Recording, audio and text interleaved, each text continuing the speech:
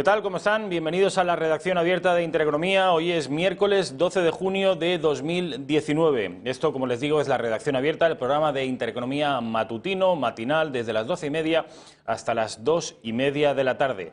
Un programa que pretende dar respuesta a la triple vocación del periodismo: formar, informar y entretener. Hablaremos de política, principalmente de política, pero no exclusivamente de política. Vamos a tener a Xavier Horcajo, que saben ustedes que todos los días nos regala unos cuantos minutos dedicados en exclusiva a la economía. Vamos a tener también a mi compañero Miguel Gutiérrez Pérez, vamos a tener a David Felipe Arranz para hablarnos de unos libros muy interesantes, ahora que estamos en la Feria del Libro aquí en la capital de España. Vamos a tener también al periodista Alex Navajas y vamos a tener también dentro de unos minutos a Luca Costantini, el periodista de Voz Populi, que siempre que viene ustedes me lo agradecen mucho porque habla de cosas relacionadas obviamente con la política española, pero nos da también pinceladas muy interesantes de la política internacional, más concretamente de la política italiana, de ese país hermano que es Italia. Vamos a tenerlo, como les digo, dentro de unos pocos minutos a Luca Costantini. Decirles que hoy es un día importante por varios motivos.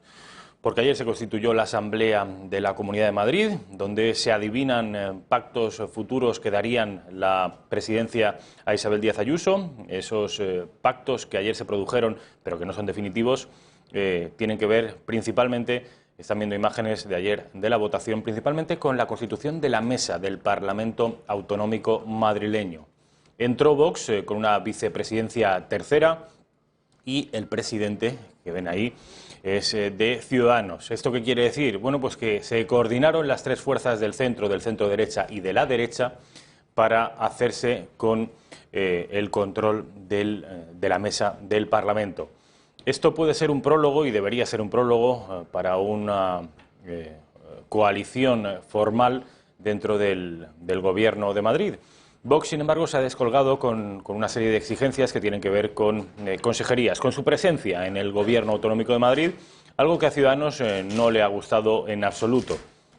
Isabel Díaz Ayuso tiene que coordinarse no solo con su partido, sino también con Ciudadanos, también con Vox, y procurar que entre Ciudadanos y Vox, entre Vox y Ciudadanos, también exista un hilo de contacto, de comunicación lo suficientemente importante, lo suficientemente consolidado como para llevar adelante la legislatura. Veremos cómo se salda estos pactos, esta coalición. Decirles que ayer en el Parlamento Autonómico de la Región de Murcia también se produjo una coalición del estilo que dio la presidencia, la mesa del Parlamento Autonómico de la Región de Murcia, a los partidos de centro, centro-derecha y derecha.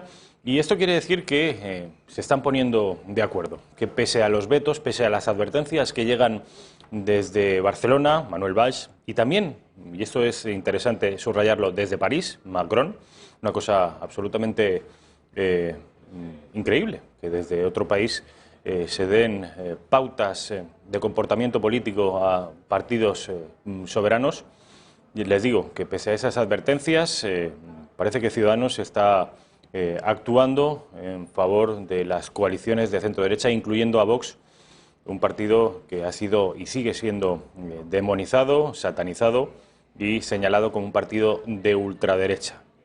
Como les digo, es importante el día de hoy por eso, pero sobre todo porque estamos asistiendo en estos momentos, se está celebrando en el Tribunal Supremo, la última jornada del juicio a los separatistas, el juicio a los golpistas o a los presuntos golpistas catalanes. Ayer fue el turno de las defensas que rechazaron las acusaciones de rebelión y de sedición, no solo las de rebelión, sino también las de sedición, y aceptaron que como máximo lo que se produjo en aquellos días aciagos de 2017 fue una desobediencia a los tribunales. Caso de que se salieran con la suya, los golpistas se marcharían directamente hacia sus casas porque la desobediencia no contempla penas de cárcel. Sospecho que el fallo, que lo conoceremos dentro de algunas semanas, no tendrá que ver con las exigencias de las defensas, sino más bien con lo aducido por la Fiscalía el pasado jueves. Un fallo que tenga que ver con la rebelión o, en el mejor de los casos para los separatistas, con la sedición. Estaremos atentos, desde luego, a lo que ocurre en el Tribunal Supremo y a lo que ocurre, cuál es el futuro que pueda deparar el Tribunal Supremo a Jordi Turull, Josep Rull, Oriol Junqueras, Raúl Romeva, Carme Forcadell, los 12 presuntos golpistas que están siendo juzgados. El juicio, como les digo, hoy queda visto para sentencia. Y ahora sí, paso a presentarles, aunque ya lo conocen de sobra, a nuestro primer invitado del día, Luca Costantini. Luca, ¿qué tal? ¿Cómo estamos? ¿Qué tal? Muy bien. Buenos días. Gracias, buenos días. Bueno, antes de abordar algunos temas que tienen que ver con Italia y que solo puedo abordar con Luca, porque él es obviamente conocedor de lo que ocurre en la política de su país, me gustaría una breve pincelada al respecto de lo que está ocurriendo ayer y hoy en el Tribunal Supremo. ¿Qué te ha parecido, Luca? Bueno, a ver, vamos a ver, la defensa evidentemente ha jugado lo que tenía que jugar. Es lógico, digamos, que intente evitar lo que podría ser la condena pues más grave, ¿no?, de los investigados. Tengo que decir que yo creo que en todo este asunto hay una pieza clave, que es una pieza clave para entender no solo la cuestión, digamos, del juicio sobre el proceso del 1 de octubre, sino también lo que es la construcción, digamos, de España. Que si la pieza clave son los Mossos. Que si en la acusación los Mossos juegan un papel relevante porque la posible connivencia de los Mossos, de los altos cargos, de los altos mandos de los Mossos sobre lo que era la fase de, por ejemplo, el cierre de las escuelas, de los colegios, ¿no?, del supuesto referéndum ilegal, es evidentemente esencial. Entonces, claro, la cuestión, repito, es una cuestión de Estado en el sentido que si el Estado central, si el Estado delega a las autonomías, en este caso a Cataluña, a tener un cuerpo policial independiente o autónomo, y luego no cumple las órdenes de los jueces o las cumple un poco a medias, sin ser, digamos, sin una acción muy clara, pues evidentemente estamos delante pues a una situación anómala. Digo esto porque a veces, repito, como tú sabes, Rafa, yo siempre intento mirar un poco, ir más allá, digamos, de lo que es la lectura interna de los acontecimientos españoles. Yo te puedo asegurar que en otros países de la Unión Europea la idea de que una región tenga un cuerpo policial propio y que además tenga la competencia como para no, quiero decir, no parar en este caso un referéndum declarado ilegal por todos los niveles de la justicia, incluso por el Tribunal Constitucional, estamos delante de una anomalía europea. Esto es así. Entonces, claro, yo creo que después de todo el asunto del proceso y demás, España yo creo que debería reflexionar sobre eso, que decir, sobre el papel de los Mossos, porque claro, me parece increíble, ¿no?, el famoso barco, ¿no?, del Piolín que llegó a Cataluña. Quiero decir, repito, es una anomalía. Quiero decir, ¿podemos de verdad pensar que la gendarmerie francesa necesita enviar a Marsella un cuerpo policial porque la policía en Marsella pues no se sabe muy bien si va a acatar, si va a hacer su trabajo con respecto? Imagínate que el alcalde de Marsella declare la independencia. ¿Pero de qué estamos hablando? Quiero decir, esto es lo que está ocurriendo ahora mismo. Entonces, la fotografía, la instantánea del momento es el juicio a los imputados, a los investigados del proceso. Dicho esto, yo entiendo que las fuerzas políticas españolas deberían debatir sobre las competencias de la policía regional, en ese caso la policía, los Mossos en Cataluña. Francamente, es que si no se aborda esta cuestión, ha habido un trapero, pues quizás dentro de 15 años habrá un trapero 2 y vamos a ver lo que va a pasar. Los días que se vivieron en Cataluña fueron muy tensos y no hay que olvidarlos. Muchas personas estaban en una situación de indefensión y en una situación de profundo estrés, porque claro, no sabían quién tenía que defenderles. Las imágenes de los pueblos catalanes persiguiendo, ¿no?, a los guardias civiles que se van, es que vamos a ver, hay que recordar el pilar básico de la democracia. Es que el pilar básico de la democracia es lo que fijó Weber, que es un sociólogo alemán, es que el monopolio de la violencia lo tiene que tener el Estado. Y el Estado, oiga, el Estado es la Constitución, son los derechos y deberes, la libertad, la igualdad de todos los ciudadanos, que el cuerpo, digamos, los encargados de mantener esta situación de igualdad y de libertad es la policía. Son los únicos que pueden ejercer la violencia. Por lo tanto, quiero decir, entiendo que para España esto es un asunto esencial que hay que resolver. En mi opinión, yo creo que se debería, francamente, limitar lo que son las competencias de las policías regionales en este país. Por supuesto, en Italia no existe una policía más allá de la gendarmería, ¿no? En Italia hay dos cuerpos fuertes de policía, que serían los carabineros, ¿no? Los carabinieri y la policía de Estado, pero son dos cuerpos que, digamos, hacen lo mismo fundamentalmente. Se complementan. Se complementan, incluso se pelean entre ellos para ser los primeros en llegar, ¿no? Quiero decir, si hay algún tipo de investigación entre los comisarios de policía, pues a ver quién es el primero en resolverlo, a ver quién es el primero en encargarse de una determinada situación. Luego hay los cuerpos municipales, quiero decir, la policía municipal, como puede ser en Madrid, en Barcelona y demás. Pero, repito, quiero decir, es que la sola idea de que un coronel de la Policía del Estado o de los Carabineros se pueda plantear ante el presidente de la República Italiana la idea de no cumplir con lo que dice el Tribunal Constitucional, es que, francamente, y eso en Italia no se ha visto y espero que no se vea nunca. Vamos a escuchar a esas defensas a las que yo antes aludía, la defensa de los diferentes acusados en el Tribunal Supremo. Conocen a casi todos, son 12 en total, el principal muñidor del golpe, dentro de los que están siendo juzgados, porque luego tenemos a Carles Puigdemont huido, fugado de la justicia, pero dentro de los que están sentados en el Supremo es Oriol Junqueras.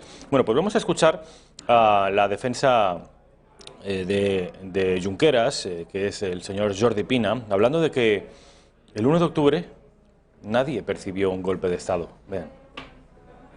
Decenas de policías investigados, imputados, policías heridos, ciudadanos heridos, 800, bueno, no, es igual, 400, ningún centro cerrado, sin haber impedido la votación en uno solo de ellos.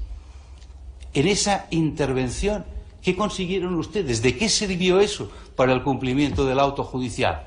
Y el señor Nieto, honestamente, quizás sin saberlo, pero dijo la verdad. No, es que esto no tenía nada que ver con el cumplimiento del auto judicial. Esto respondía al propósito político de que se viera que aquello no era un referéndum homologable. Tuit del señor Pedro Sánchez, presidente del Gobierno en funciones en la actualidad, ese mismo día 1 de octubre. Quiero dejar claro nuestro desacuerdo con las cargas policiales producidas en el día de hoy, el deseo de la pronta recuperación de los heridos y nuestra voluntad de exigir responsabilidades a los dirigentes que ordenaron esas cargas policiales. No lo dice un independentista de PRO, lo dice el actual presidente del Gobierno y hoy presidente en funciones. Si realmente la actuación que hubo y que pasó en Cataluña en ese periodo insurreccional, en ese 20 de septiembre, en ese 1 de octubre, hubiera sido el periodo tan dantesco que se nos ha planteado de una rebelión, el jefe de la oposición hace este comentario. Hoy en día, que además saco a colación un tuit porque resulta que la rebelión se centra en los tuits que hacen las personas, y por no decir con el máximo de los respetos que me merece Su Majestad el Rey, repasemos el discurso del 3 de octubre. Su Majestad el Rey no habla en ningún momento de rebelión. Habla de reponer el orden constitucional, pero no habla de rebelión, no habla de situaciones de violencia, no habla de nada de esto. Nadie percibió, esta es la realidad, nadie percibió lo que, a decir del excelentísimo señor fiscal en la sesión de la semana pasada, es o puede ser o podemos entender como un golpe de Estado. Supongo que yo habré sido el único español entre 47 millones que sí que percibió el 1 de octubre. Lucas, me puedo sumar. Te sí, puedes sumar. Bueno, pues ya somos dos entre 47, locos, ¿no? entre 47 millones. Bueno, ¿qué te parece? Bueno, hombre, no sé, quiere decir que nadie percibió, bueno, muy bien, quiere decir, sí, percibir es un verbo que implica la subjetividad, quiere decir, nadie percibió ya, quiere decir, ni siquiera es un oxímoron, es una construcción de una frase equivocada. Vamos a ver, es evidente que, quiero decir, una cosa es la rebelión, que se puede debatir sobre el elemento de la violencia, más que nada porque el Estado de Derecho nos obliga a leer los textos legales, los códigos, y sobre estos códigos, porque somos demócratas, nosotros sí somos demócratas, decidir, digamos, las sanciones o lo que pueden ser las condenas. Entonces, sobre el término de rebelión, yo creo que sí que se puede, pues de alguna manera debatir y hablar, y si puede ser sedición, si es rebelión, de eso, pues en fin, el juez está ahí, Marchena está ahí para dirimir este asunto. Ahora bien, que nadie haya percibido que esto es un golpe de Estado, pues no lo sé, es que yo creo que francamente tú explicas lo mismo en Alemania y, hombre, lo llamarán putsch, ¿sabes? No lo llamarán golpe de Estado, pero por ahí vamos. Bueno, me gustaría, porque si les ha parecido abracadabrantes estas declaraciones de la defensa, por supuesto absolutamente legítimas, solo faltaría. Tenemos un sistema judicial y legal garantista y escrupulosamente respetuoso. Lo verán ustedes cuando los separatistas lleven el juicio y lleven el fallo al Tribunal de Derechos Humanos de Estrasburgo. Como Estrasburgo no le pone un pero al fallo judicial español, eso lo podrán comprobar dentro de unos meses. Ya digo, cuando los separatistas no conformes con el fallo lo eleven al Tribunal de Derechos Humanos de Estrasburgo.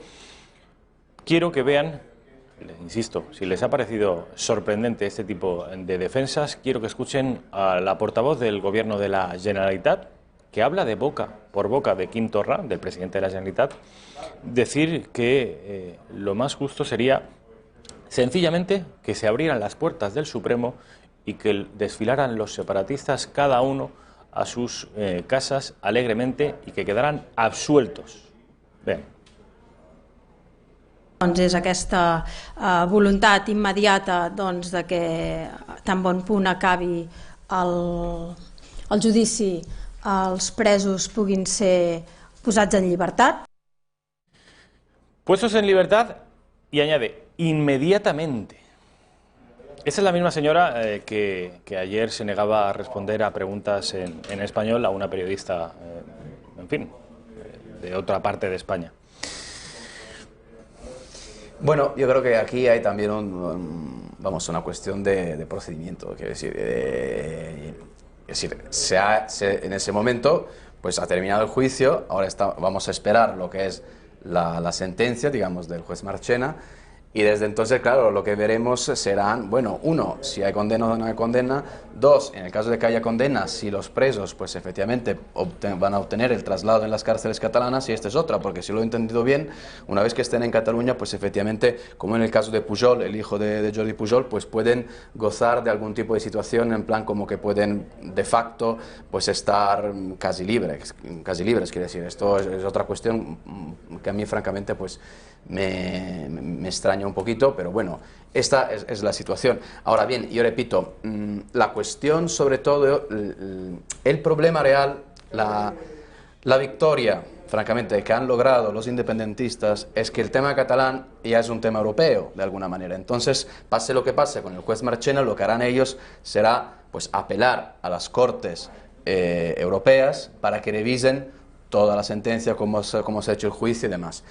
Yo os digo la verdad, Marchena me parece que es un juez muy brillante y muy bueno, y tengo la sensación que todo, digamos, lo que ha ocurrido en los últimos 2-3 meses en el Supremo se ha hecho en función de lo que podría ser en futuro el juicio de los jueces europeos.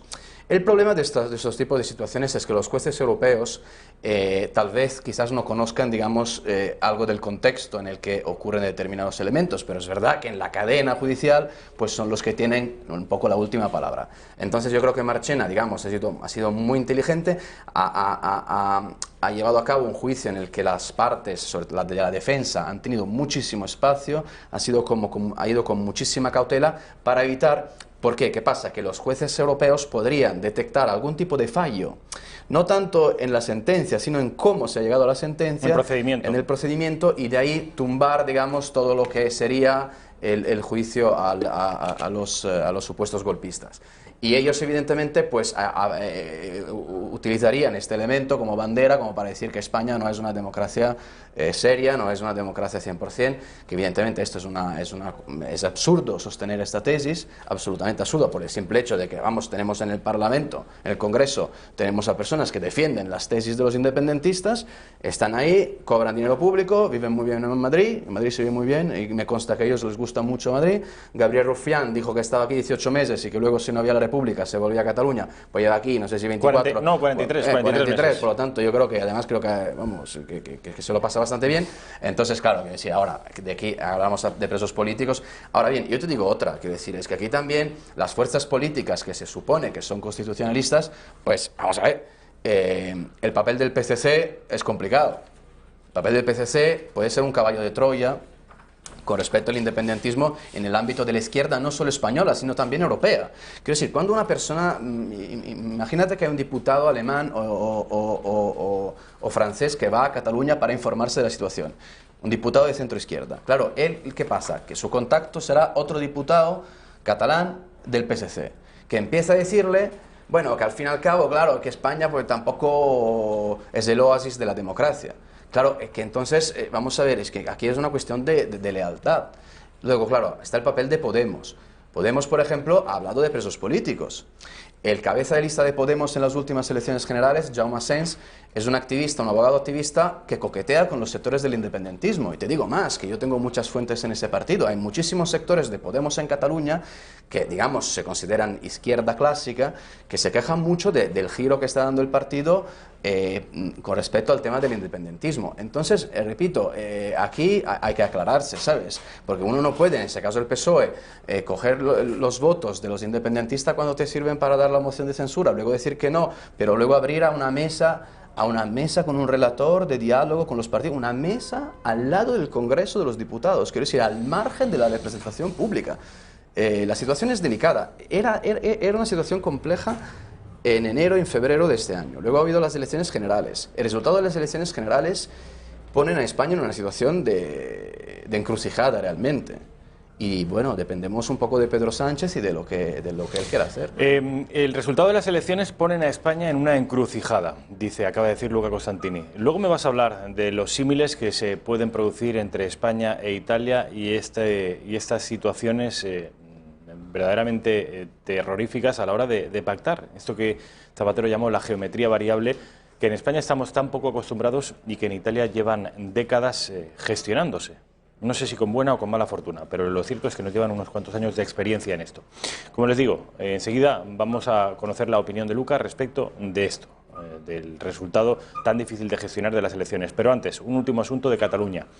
La portavoz que acaban de escuchar, Meritxell Budó, que es una portavoz además nueva, pero que ha entrado, en fin, pisando fuerte en la portavocía de la Generalitat, hasta el punto de que ayer se negó a responder a una pregunta porque la pregunta estaba hecha en castellano, en el idioma que nos comunicamos los catalanes con los madrileños, los catalanes con los asturianos o los andaluces con los argentinos, un idioma que une a toda España y no solo a España, sino a 500 millones de hispanohablantes en todo el planeta. Bueno, pues esta lengua, la lengua oficial del Estado, es vetada por una representante del Estado dentro del Estado. Que cobra del Estado, perdona. Que cobra del Estado. Es una cosa tremenda que quiero que vean, si no la han visto, indígnese, porque es para indignarse, y luego me das tu opinión, Luca. Miri, jo aquí a la roda de premsa, en el torn de les preguntes en castellà, el que es fa habitualment en aquesta sala doncs, és explicar i repetir allò que s'ha preguntat en català, no fer dues rodes de premsa paral·leles. Jo el que els demanaria és que en el torn de preguntes en castellà es limitin a tot allò que s'ha preguntat en català i en tot cas, si volen fer altre tipus de qüestions, doncs les fan primer en català i després les repetim en castellà. Perdone, yo creo que podemos preguntar lo que Poden preguntar consideremos allò oportuno, que sea en s'ha castellano o en parlat catalán. en català. Perdone, quería puntualizar que las preguntas que se hacen en castellano no son una mera repetición. También tenemos derecho a preguntar lo que consideremos oportuno. A les Si no le normes gusta- d'aquesta sala, si vostè no les coneix, li explicarem. Perdón, llevo bastante tiempo viniendo y pregunto en la parte de castellano lo que considero oportuno porque he estado esperando hasta el final. Molt bé. Entonces preguntaré en el turno de castellano e insisto, no venimos a repetir la parte en castellano, sino a preguntar lo que consideremos oportuno en el idioma oportuno, si le parece bien. Le quería preguntar Sembla por perfecte. Es indignante, estarán con ustedes conmigo que es indignante y que si el Gobierno de España tiene un mínimo de visión estratégica, si nuestra diplomacia quiere empezar a ganar la batalla del relato por ahí fuera, si nuestra diplomacia, la diplomacia blanda, la que no se dirige exclusivamente a las otras cancillerías, sino también a las opiniones públicas extranjeras, a los medios de comunicación extranjeros, si queremos empezar a revertir esa situación, subtitulen estos 40 segundos al inglés, al francés, al alemán, al italiano y hagan circular este vídeo para que vean hasta qué punto está oprimido el nacionalismo en España. Luca. Pues es una muy buena idea, la verdad. Es que se debería hacer también esto, porque aquí hablamos de soft power. Quiero decir, si ellos tienen el Diplocat por el mundo, con todos vídeos y conferencias sobre todos los males de España, pues estaría bien también empezar a difundir esos tipos de vídeos. Punto número 1, una enhorabuena a la periodista que efectivamente pues planta cara en ese caso a la portavoz de la Generalitat. Repito, es la portavoz de la Generalitat. La Generalitat es el gobierno regional de Cataluña que representa a todos los catalanes. Entiendo que habrá algún catalán que prefiera expresarse en español, en castellano y no en catalán. Por lo tanto, bueno, esto ya lo dejo Eso ahí. para empezar. Esto para empezar. Entonces, enhorabuena a la periodista. Luego, yo entiendo que vamos a ver que aquí la cuestión lingüística se ha ido un poco de las manos, porque un asunto es considerar que España, como todos los países, pues tiene sus peculiaridades, y una de sus peculiaridades es la diferencia también pues lingüística de algunas regiones, y creo que esto puede ser algo de por sí incluso bueno, quiero decir, no hay ningún problema.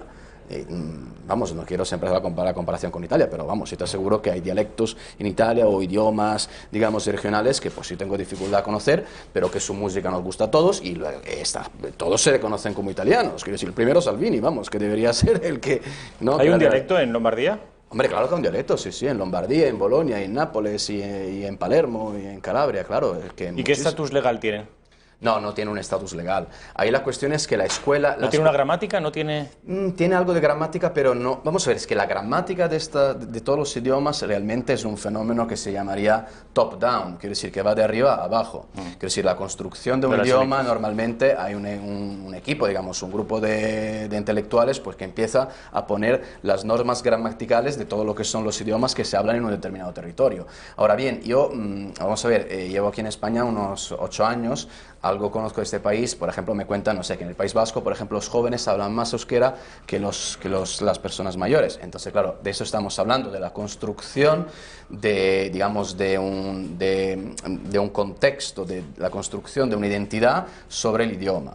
En Cataluña esto lo están haciendo muy bien, las escuelas en Cataluña evidentemente pues dan mucho peso al idioma, al catalán, entonces claro, se crea, ¿no?, la construcción, repito, de una identidad sobre el idioma. Ahora, claro, esto no ocurre en Italia. No, eso no ocurre en Italia. ¿No hay élites culturales que redacten gramáticas, que propugnen el idioma? Vamos a ver, hay poesía dialectal, hay música dialectal, hay maneras de expresarse, modos de decir, quiero decir, que han cuajado, digamos, en la cultura compartida de los italianos.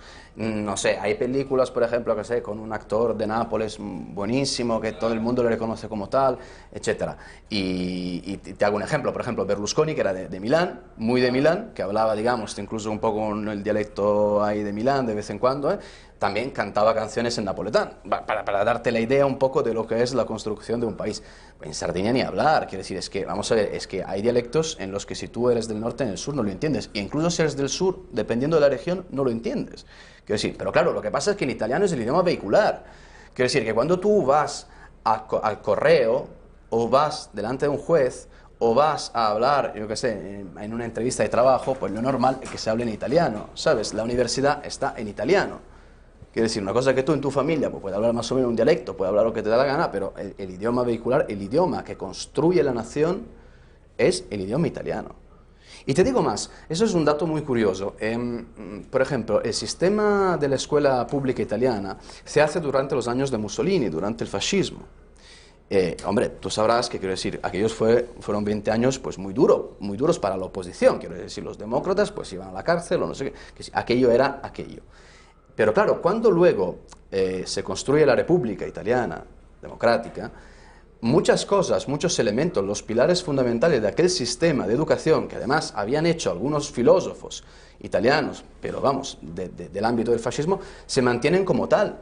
Por ejemplo, el estudio del latín como un estudio muy importante para conocer la historia. Tú sabes, ¿no?, que digamos que el fascismo recupera algunos elementos, ¿no?, neoclásicos para decir somos italianos, somos los padres de la cultura occidental y los vamos a reivindicar. Pero algunos elementos, el estudio de Séneca, ¿no?, digo yo, quiero decir, y también el griego antiguo se mantiene en las escuelas hoy en día se mantiene. Y eso, claro, te da una percepción también, digamos, de lo que es la comunidad. El hecho de que, por ejemplo, haya habido dirigentes comunistas, dirigentes socialistas, dirigentes liberales, dirigentes demócratas cristianos, que asumieron que aquel sistema escolar, al fin y al cabo, digamos, quitándole la parte ideológica, pues era bueno para todo el país, pues adelante. Y en eso seguimos. ¿Qué envidia la capacidad, la apertura mental, en este caso, de las élites italianas? Yo estoy seguro que eso hubiera sido imposible en España, donde todo lo que tuvo que ver con el régimen anterior, la dictadura de Franco, todo, sin ninguna excepción, es hoy calificado o descrito como una auténtica basura que hay que en fin, que hay que eliminar. Alguna cosa buena, supongo que se haría durante aquellos años.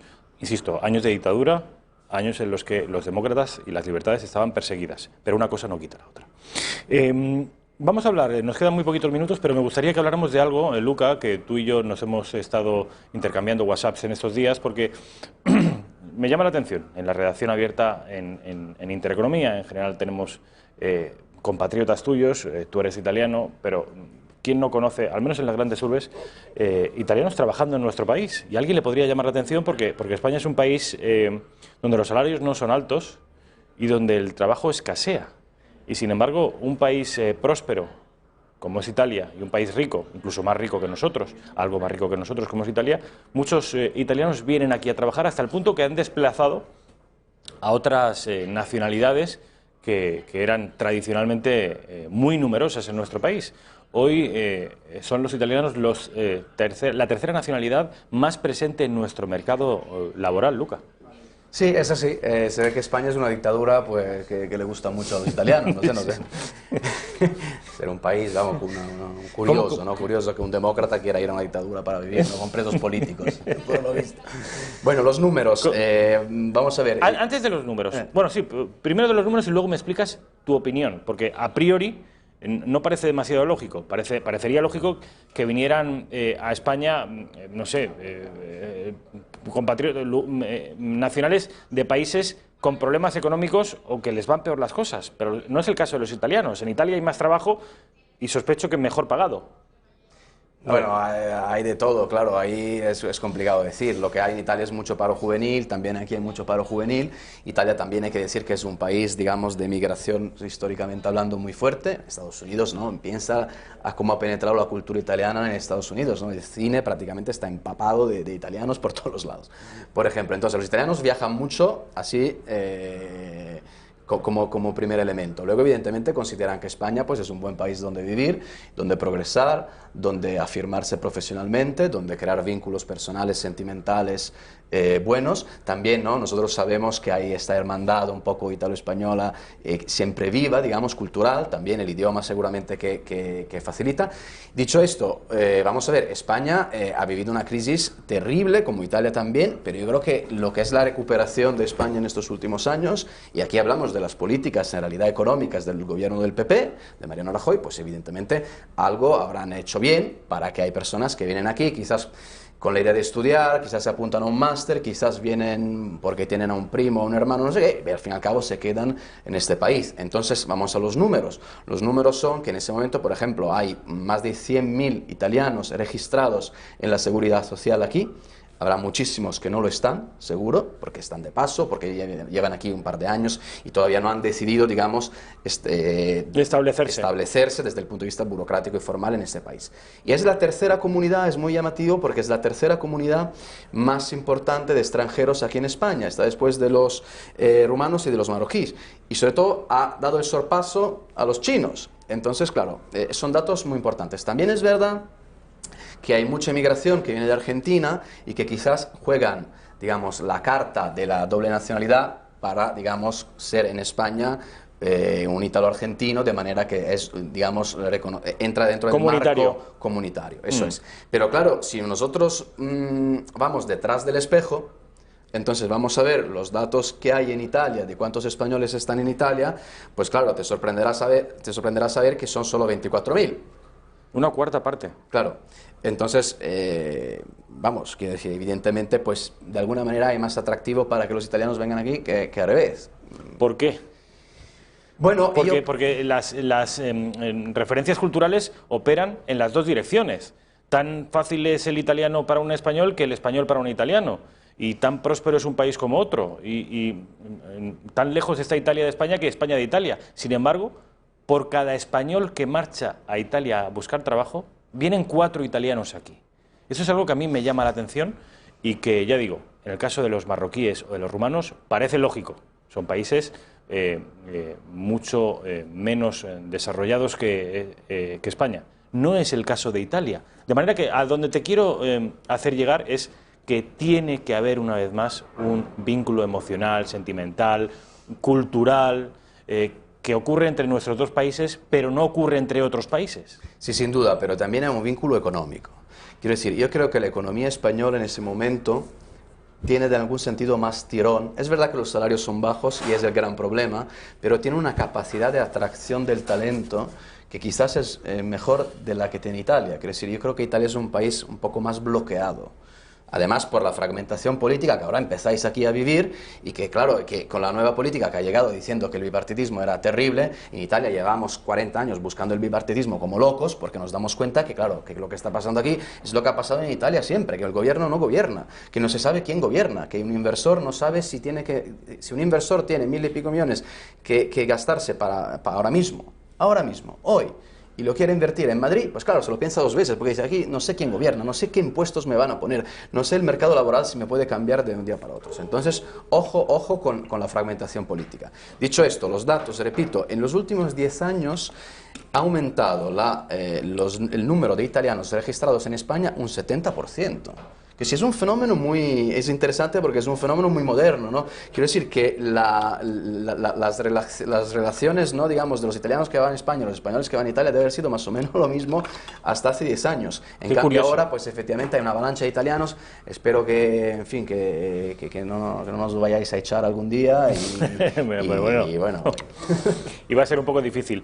Por último, y también hagamos la comparación entre los dos países, que lo son asimilables desde muchos puntos de vista. Demográfico, Italia tiene quizá 15 millones de personas más, pero vamos, son muy similares, incluso en su tamaño, en su envergadura, la raíz cultural, lingüística, étnica, aunque no esté nada de moda hablar de razas o de etnias, en fin.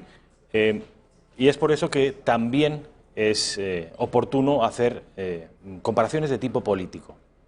Me gustaría que abundaras en eso, en el multipartidismo. Hasta 5 grandes partidos nacionales tenemos en España, un fenómeno absolutamente novedoso, inédito, pero que en Italia lleva funcionando, lleva operando desde hace décadas. ¿Cuál es el saldo, positivo o negativo, de este multipartidismo italiano? Hombre, había la famosa frase, ¿no?, de Felipe González, en plan, hemos hecho el sistema político a la italiana, pero nos faltan los italianos. Quiero decir, aquí hay que aprender a negociar de alguna manera, ¿no? Y creo que las fuerzas políticas están un poco bloqueadas.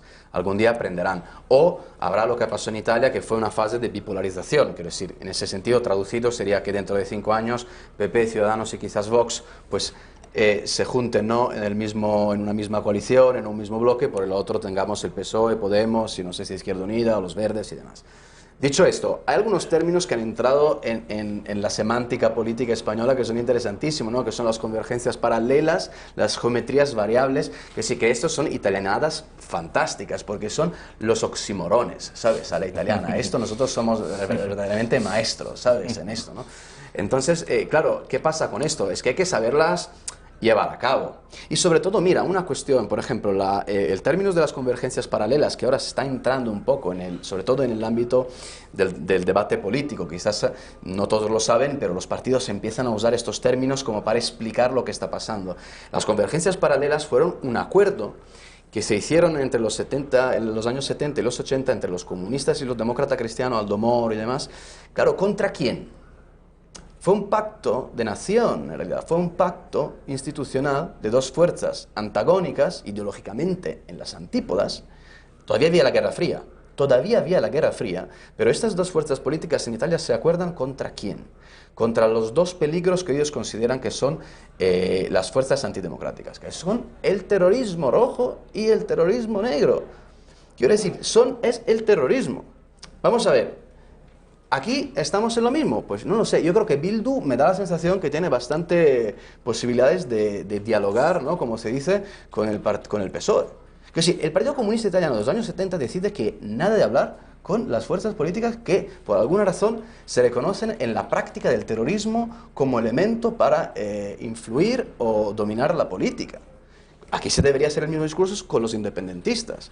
Claro, quiero decir, es normal que las fuerzas políticas, en este caso el PSOE, diga hay que dialogar. Bueno, a ver, dialogar siempre hay que dialogar en democracia, claro, pero la lealtad al Estado es esencial. Entonces, las convergencias paralelas, detrás del oxímoron, detrás de la forma, siempre hay algo de sustancia, y ahí es el momento, por eso digo que hay una encrucijada, porque más allá de las palabras, las convergencias paralelas, tú lo puedes utilizar porque es muy bonito, y te parece la Italia de los 70, de los 80, de Aldo Moro, de Berlinguer, no sé qué, pero claro, pero luego tienes que poner en práctica. ¿Sabes? Había una frase muy buena de Andreotti, ¿no? Que dice, Giulio Andreotti, grandísimo político italiano, dice, el poder desgasta a quien no lo tiene. Y Pedro Sánchez de vez en cuando utiliza esta frase, ¿sabes? También para explicar... Es de Andreotti, no sabía. Aquí en España se utiliza mucho, desde luego. Claro, y vamos a ver, lo que pasa es que Andreotti era un hombre de una inteligencia divina. Sí, y no sé si Pedro Sánchez tiene las mismas capacidades intelectuales de Andreotti. Bueno, nos vamos a despedir con una imagen simpática. ¿Han visto ustedes la película Thelma y Luis? ¿Thelma y Luis, la has visto? Sí. Bueno, pues vamos a ver la despedida de Manuela Carmena al Hotel Thelma y Luis, porque desde luego la indumentaria e incluso la pose es casi cinematográfica, vean. Y por eso nosotros queremos que nos quedemos todos con este maravilloso sabor final de estos 4 años. Nos sabe muy bien, ha sido muy hermoso. Muchísimas, muchísimas gracias a todos los que lo habéis hecho posible. Bueno, fundamentalmente es despedida de un periodo, claro que sí. Son 4 años, es una despedida de un periodo y el sabor es enormemente dulce. No podía que ser dulce el sabor de las magdalenas, ¿no? Que sería la marca. ¿Has visto, Belén? ¿Qué te parece? Bueno, se despide Manuela Carmena, esperemos que efectivamente se despida y las fuerzas de centro y de derechas, en fin, se hagan con el ayuntamiento de la capital. Tú esto lo ves más o menos claro, ¿no? Sí, parece que sí. Bueno. Luca Costantini, como siempre, ha sido un placer. Gracias. Mil gracias por venir a esta redacción abierta. Vamos a publicidad y a la vuelta tendremos con nosotros a Xavier Cajo, que lo tengo por ahí.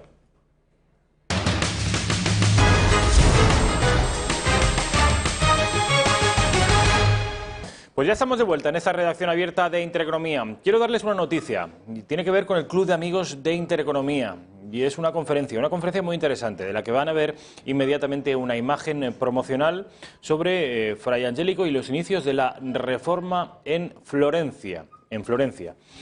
Es un análisis del retablo de la Anunciación que en cuanto pueda Raquel nos lo va a poner en imagen para que ustedes puedan verlo, que corre a cargo de Ignacio Gómez de Villalobos. ¿Cuándo es? Bueno, pues es mañana.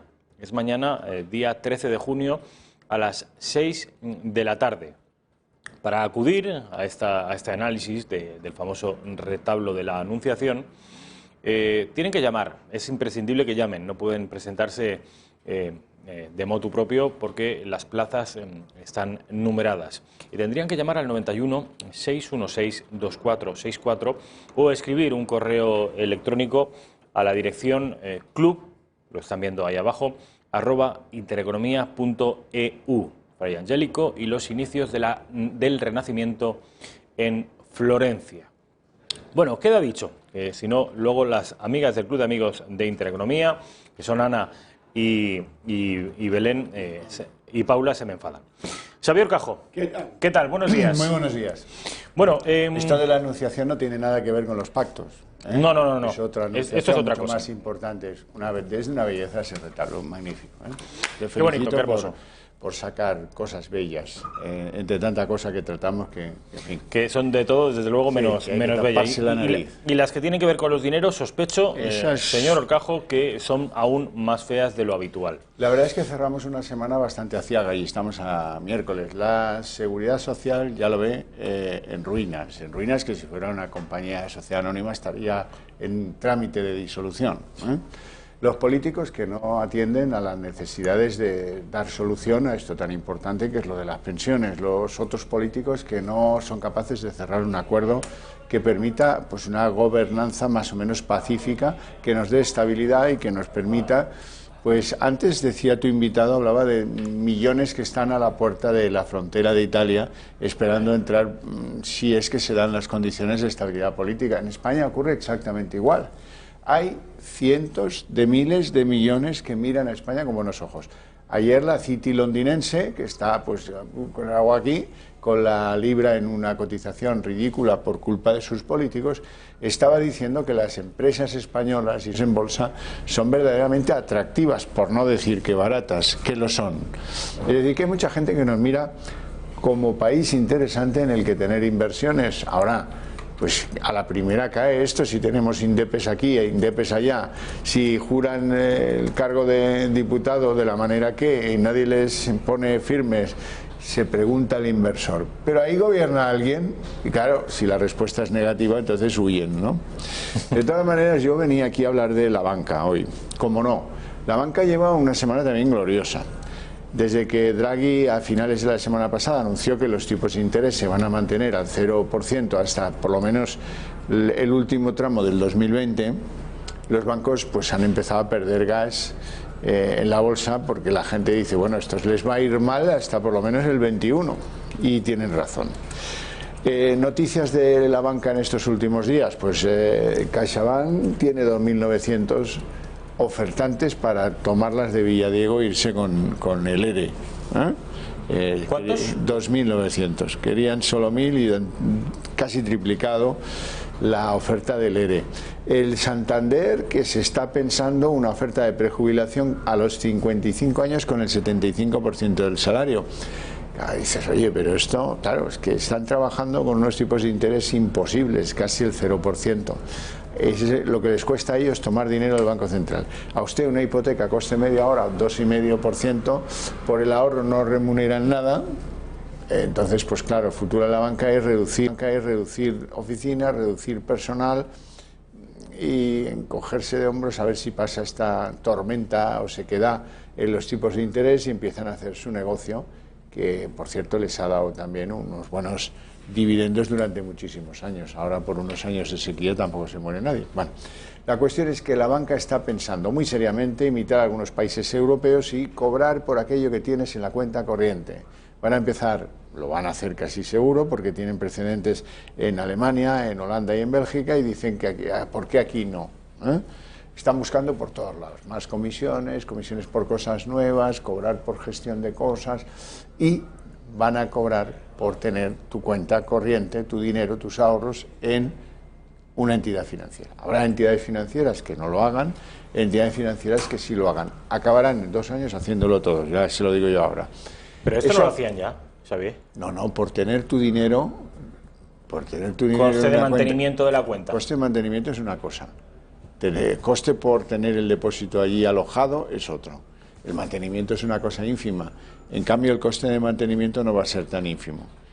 Y van a empezar, digo, por las empresas, y luego se trasladará a las cuentas personales, a las cuentas de, digamos, de manejo del hogar. También van a tener un rejón, porque, bueno, pues porque están buscando por todas partes a ver cómo hacen para que de lo que pueden cobrar tengan la oportunidad de echar parte a comisiones, a beneficios, a impuestos, cosas así. Y bueno, la banca va a ser muy exigente. Hay países en Europa, esto también hay que decirlo, que venimos muy mal acostumbrados. Venimos de la banca que regalaba ollas express y cuberterías y yo qué sé, y teles, no sé, las cosas, ¿no? Si te hacías clientes, si llevabas la nómina, si llevabas los ahorros, siempre te llevabas algo. Incluso los buenos clientes, algunos se acordarán, si es que alguno nos ve, que a final de año les regalaban pues bolígrafo, un calendario, unas cosas tremendas, un detalle, una calculadora, sí. Un detallito, ¿no? No es que valieran gran cosa, pero hombre, era un detalle, ¿no? Eso se acabó, y yo porque tengo mucha memoria, pero seguro que los jóvenes que nos escuchan ni se acuerdan de eso. Pero hay países donde esto está muy complicado. Yo recuerdo cuando estuve un tiempo viviendo en Inglaterra.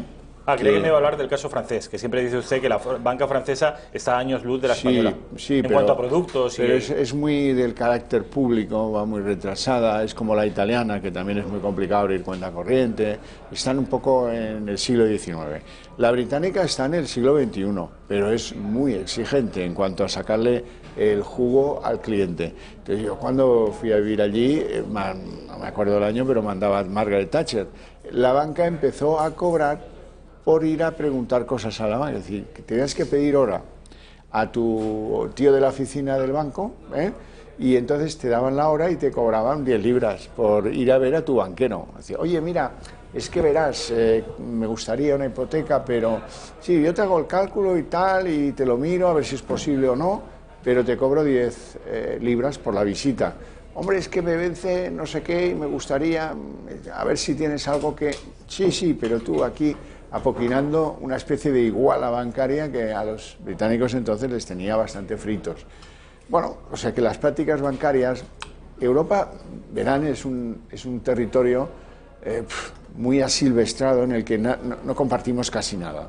Los españoles no conocemos nada de la historia política italiana, pero los italianos de la española tampoco. De los franceses nos ocurre igual. Si yo le pregunto al señor aquí que me acompaña cómo se llama el ministro de Economía de Portugal, lo pongo en un brete, porque es un país menor y siempre lo miramos así como con desdén. Por cierto, en Portugal los impuestos, el IRPF, tipo 25%. Creo que va a haber un tren de españoles yéndose a vivir a Portugal, que en la línea, en la frontera, hay muchos portugueses que vienen a trabajar a España, hay algunos españoles, no tantos, pero algunos sí, que van a trabajar a Portugal. Médicos hay muchos, me dice mi padre. Una economía un poco fraterna, de vecinos, buenos vecinos, que nos llevamos bien y que nos apreciamos desde la lejanía, pero allí tienen un presidente del gobierno socialista que hace las cosas requete bien, porque con el cuento de rebajar, ha hecho un programa que es 25% de IRPF y si usted tiene un fortuno y lo quiere traer a Portugal, tenga la garantía que durante 7 años no vamos a considerar ese dinero como propio. Así es que lo trae y aquí se queda. Pero, y por cierto, usted solo pagará de aquello que obtenga en Portugal, no de lo que traiga. ¿Qué le parece? Pues me parece que es un poco... Listo el tío, ¿eh? Sí, desde luego, pero ¿este es socialista o es un Sí, liberal? este es socialista que tiene un problema, que es que la economía portuguesa no tira, que es un país intervenido, que tal, que no sé qué, y dice, ¿cómo lo voy a hacer tirar? ¿Y está obteniendo resultados? Me hago liberal. Hombre, ya le aseguro yo que sí. Yo al menos conozco un caso de español con posibles que ha decidido, vive en Extremadura y ha decidido pues, vivir... ¿Pero cuántos días tiene uno que vivir en...? 182. ¿Más preguntas? 182, sí. Nosotros porque lo tenemos un poco lejos, pero sí, claro, pero un gallego, un extremeño o un salmantino, desde luego que... Claro. A lo que íbamos. Europa es una cosa muy asilvestrada donde los países no nos armonizamos en casi nada. Es verdad que compartimos las mismas tiendas, que hoy en día da igual pasearte por Reykjavik que por Roma o por Madrid. Las tiendas son muy parecidas, son grandes cadenas, se lo han comido todo, están omnipresentes, eso es cierto. Pero en los hábitos de consumo, en los horarios, por ejemplo, el postre navideño de Escandinavia es un helado. En cambio, en Denia las heladerías se cierran a finales de septiembre y se reabren en mayo. Es decir, que no nos parecemos en absoluto, ni sé por qué tenemos que parecernos, pero al menos hay algunas cosas... pues las pensiones, el ahorro, las garantías que te da el banco, las pirulas que te puede hacer o no el sistema financiero, tanto cuando compras acciones, todo esto debería ser con un estándar europeo común.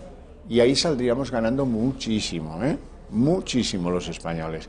Fíjese que cada vez que tenemos un revés en la justicia española, a propósito de un abuso bancario, las entidades, los despachos, las asociaciones lo llevan al Tribunal Europeo de Justicia y casi siempre ganan. Es decir, que nosotros tendríamos mucho a ganar. Hay muchas cosas que armonizar con Europa y una de ellas, pues las importantes, las pensiones, la fiscalidad, el ahorro. No digo que de hoy a mañana vayan a ser iguales, pero sí que vayan en una línea de convergencia, de cobrar por las mismas cosas, aunque no el mismo importe, porque claro está, pues en un país como Alemania, con una renta media que es casi el doble que la española, pues lógicamente tendrán que hacer más esfuerzo, una cosa compasada, pero proporcionada, con el mismo estilo. Es decir, que no haya disfunciones como las hay ahora, que el impuesto de sociedades en España les cuesta a las empresas un 25% y en cambio en Irlanda cuesta solo un 15%. Esto no es proporcional. Y ese es el camino de lo que esperamos del Europarlamento y de Europa, que está un poco dormida en todos estos asuntos. Don Xavier, me he quedado con una duda respecto del caso portugués. Me llama mucho la atención. Es verdad que yo le pregunto, pero sé perfectamente que los portugueses... Portugal lleva 2 o 3 años funcionando muy bien, con un gobierno socialista. Esto del 25% de IRPF como máximo, al contrario que nosotros, que vamos a subirlo al 49%, ¿no se llama dumping fiscal? No. Es decir, ¿a la Unión Europea esto le parece bien? Porque a los irlandeses yo sé que le han tirado de las orejas varias veces por hacer a los irlandeses les han intentado, bueno, porque es que, vamos a ver, el procedimiento de la fiscalidad para las empresas tiene una capacidad de imantar empresas de otros lugares que quieran radicarse en Irlanda, y esto es lo que le parece mal a la Unión Europea, y eso es de lo que viven los irlandeses. Cuidado, que yo me quito el sombrero ante el gobierno irlandés porque le echan apercibimientos, y como lo de la doctrina Parot, 3 o 4 veces, y las ignoran, y han aguantado y lo ignoran. Y es verdad que es una pequeña economía, es verdad que es una isla, y que ahí pues no sería tan revolucionario o rupturista como si eso lo hiciera la cuarta economía de la Unión Europea, que vamos a ser nosotros, así que se vayan los británicos, ¿no? Bueno, pero, hombre, lo de Portugal hay que entenderlo en clave de que el país tiene una dificultad enorme y que no está haciendo dumping con las empresas, lo que está haciendo es rebajar la fiscalidad de los trabajadores, y ahí no hay gente que se quiera ir a trabajar a Portugal porque la fiscalidad sea baja, no quieren ir porque los salarios también son bajos, pero a salarios bajos, fiscalidad baja, ¿qué hace? Aumenta la demanda y tira la economía. Eso es lo que pretende el gobierno portugués, poner más dinero y no menos en el bolsillo del que paga los impuestos y trabaja en Portugal, para que active la economía, y de esa activación de la economía se producirá ¿qué? Un incremento fiscal, un incremento de lo que gana el Estado por impuestos. Fíjate qué contrariedad, bajando impuestos, esto es lo que algunos socialistas en nuestro país no hay manera de metérselo en la cabeza. Bajando los impuestos, el Estado ingresa más, subiendo los impuestos, el Estado ingresa menos. No es tan difícil de entender. Una última cosa, sí. Don Xavier. Me dice usted que para acogerse a los beneficios fiscales portugueses uno tiene que vivir 182 días, que creo que es la mitad exacta del año, ¿no? Igual le parece la pregunta tonta, pero ¿cómo sabe el Estado portugués que yo estoy viviendo allí? Se tiene que acreditar. Se tiene que acreditar pues a través de demostrar movimientos bancarios realizados en Portugal, cuando llegas, compras de cosas realizadas en Portugal, es decir, en documentación no son muy exigentes, basta decir, hombre, puedes, al pasar la frontera, puedes seguir y decir, mire, para que no haya dudas, sélleme el pasaporte, entrada, ya justificas la entrada. Cuando sales, lo mismo puedes hacer, pero tampoco es necesario el pasaporte, se puede hacer, pues por ejemplo, imaginemos que vas en avión, vas a Lisboa y vas en avión, o en tren, pues el billete de llegada, billete de salida, compras allí realizadas el día 1, el recibo de lo que pagues allí tendrás que pagar electricidad, gas, no sé. Yo estaba aquí 6 meses y aquí tienen los recibos, indubitado, ¿no? Con eso es con lo que se hacen las cosas en el mundo fiscal. Xavier Cajo, como siempre, mil gracias. Ha sido un placer. Hora de hacer un repaso a la prensa del día, la prensa del 12 de junio de 2019.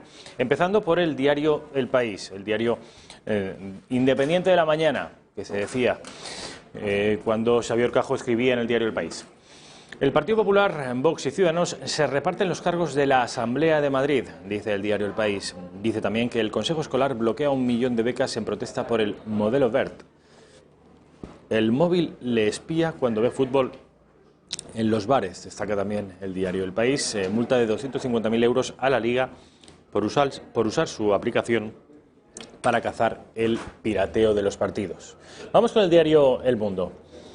Diario de unidad editorial. Fotografía del presidente del Gobierno en funciones con los 3 principales líderes, con Albert Rivera, con Pablo Casado y con Pablo Iglesias, de la coalición a la cooperación, en referencia al tipo de gobierno que establecerán socialistas y podemitas juntos. No será de coalición, sino será de cooperación. ¿Qué quiere decir esto? Bueno, pues básicamente que el socialismo no integrará a Podemos en el Consejo de Ministros. Y dice también El Mundo que la abogacía respalda que Junqueras adquiera inmunidad, que es algo bastante grave. Diario ABC, diario del grupo Vocento, como siempre, toda la portada dedicada a un solo tema. Casado insiste en el no a Sánchez, pero le ofrece pactos de Estado. Ante el rechazo de PP y Ciudadanos, el candidato socialista acerca posiciones con Iglesias, con quien negociará un gobierno de cooperación, diferente, como les digo, al gobierno de coalición. El último de los diarios editados en Madrid, el diario La Razón, del Grupo Planeta, destaca que habrá gobierno PP Ciudadanos o no habrá gobierno en Madrid.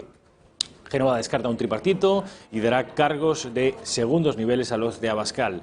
La crisis estalla tras pactar la mesa de la Asamblea que presidirán los de Rivera.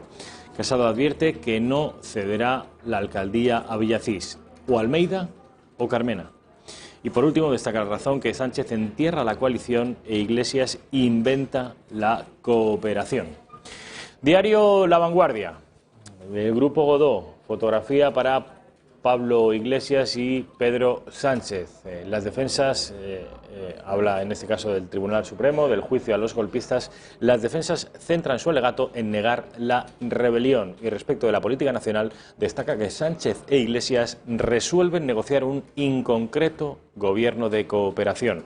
La palabreja, el gobierno de cooperación, el sintagma, gobierno de cooperación, es, como ven ustedes, exitoso entre la prensa española, que han comprado todos. Y por último, el diario El Periódico de Cataluña. También doble información, una respecto del Supremo, los procesados solo admiten desobediencia, y otra respecto del pacto Sánchez-Iglesias. Dice que Ciudadanos se desliga del pacto PP-Vox para gobernar en Madrid. Raquel, ¿tenemos algún periódico más? Raquel, sí, efectivamente. El Punt Avui, la millor defensa. Se refiere a la defensa de los golpistas que ayer actuaron en el Tribunal Supremo. Dice que es brillante que las defensas desmontan con eficacia la tesis de rebelión sin armas sustentada por la Fiscalía. Esto parece un periódico verdaderamente de coña, disculpen la expresión. Forn podrá ir al Pleno de Barcelona, pero el fiscal frena a Junqueras. Son todas las declaraciones, por otra parte, de los diferentes abogados de los procesados, y todos orientados a ese supuestamente brillante, a esa brillante intervención que ayer nos regalaron. Como les digo, me ha gustado, he querido destacarles hoy este periódico, el Punt Avui, que no es separatista, que es ultra separatista, y que, como ven ustedes, parece más el Jueves o Mongolia que un periódico normal y al uso. Bueno, ahora sí, Miguel Gutiérrez Pérez, el momento que todas nuestras espectadoras estaban esperando durante toda la mañana ha llegado. Miguel Gutiérrez Pérez en carne mortal en la redacción abierta. O sea, ponérselos a la novia, Rafael, no digas eso, hombre. ¿Qué tal? ¿Cómo estás? Pues muy bien, te traigo algo que ha pasado hace muy poquito. Es que Ciudadanos ha registrado la Ley Integral de Protección y Apoyo a las Familias en el Congreso de los Diputados. Una ley que básicamente lo que pretende es fomentar la natalidad, Rafael, porque, como bien sabes, estamos en una crisis de natalidad brutal. Estamos, de hecho, en los números más bajos de nacimientos desde el año 1941. Por ejemplo, los últimos datos que tenemos del Instituto Nacional de Estadística dicen que en el primer semestre del año 2018 murieron más personas, 226.000 más o menos, y nacieron menos, 179.000 solo. O sea que tenemos ahí un desbalance, solo en ese primer semestre, por ejemplo, de 46.000 muertes de funciones más que nacimientos. Lo cual es preocupante porque básicamente nuestra demografía va para abajo, pero vamos, a los políticos realmente parece no importarles mucho, y parece que simplemente con la inmigración, pues que con eso ya iremos tirando para adelante. De hecho, un dato que me ha parecido importante es que en los años 70 la media de hijos por pareja era de 2,71 y ahora es 1,32, es decir, no llegamos a la tasa de reemplazo, que está en el 2,1. Y esto es algo que más o menos común de los países de Occidente, y el único que está casi en la tasa de reemplazo es Francia, con un 2 por cada pareja. Sí, pero eso se debe también mucho porque tienen mucha inmigración. Y parece que a la gente de otras, fuera de Occidente, pues parece que tener familias más numerosas no le parece un problema. Pero bueno, te voy a explicar lo que estamos viendo en pantalla, cómo han registrado esa proposición de ley y en qué consiste, qué es lo que quieren hacer para fomentar la natalidad, que, como ya he dicho, pues es bajísima. Primero creen que con esta ley van a beneficiar a unas 6 millones de familias, Pero bueno, como sabemos, para Ciudadanos la familia no es solo el hombre y la mujer, sino familias monoparentales, bueno, todo tipo de familias, ¿no? Las incluyen. Cosas que quieren hacer, pues por ejemplo ir jugando con lo de familia numerosa, Rafa. Pasaría a ser ya no de 3 hijos, sino 2. Ya con 2 hijos, y también las parejas de hecho te valdría para tener ese carnet de familia numerosa, y también las monoparentales también estarían incluidas en esto. Y ojo, porque también quieren hacer que la familia numerosa especial, que eso ya son unos descuentos bastante importantes, pues ya no sea más de unos 5 o más hijos, sino ya que con 3 o más te valdría. Luego también quieren conciliar la vida laboral y familiar con una serie de medidas, como pueden ser que se pueda trabajar desde casa en algunas ocasiones cuando se tienen niños pequeños, que si el niño pequeño pues se pone malo, pues puedas quedar en tu casa a cuidar de él. O bonificar a las empresas que faciliten esta conciliación entre la vida laboral y la vida familiar. Por supuesto, la educación de 0 a 3 años, como venían diciendo ya desde hace mucho, sería gratuita, y quieren equiparar en derechos a las parejas de hecho y a los matrimonios, Rafael. Por ejemplo, como si tú eres pareja de hecho y se muere pues tu mujer o el marido, tendrías derecho a una pensión de viudedad, entre otras cosas. La ley es más extensa, pero bueno, a grandes rasgos esto es lo que viene a decir, y con esto quieren paliar, si es que el Parlamento tiene a bien aceptarla esta ley, paliar esa baja natalidad de nuestro país, Rafa. Bueno, pues vamos a ver si es que conseguimos revertir un problema tan grave como es el de la baja natalidad de nuestro país, que es un problema que, como no es a corto plazo, no es inmediato, pues los partidos políticos no lo suelen tratar ni dar la importancia que merece. Y ese es el gran problema que tenemos en nuestro país. Bueno, pues Miguel, ha sido un placer, como siempre. Vamos a publicidad y a la vuelta estamos con David Felipe Arranz. Después de un tiempo sin pasarse por aquí, el vallisoletano, el pucelano, ha tenido a bien sentarse un ratito en esta redacción abierta.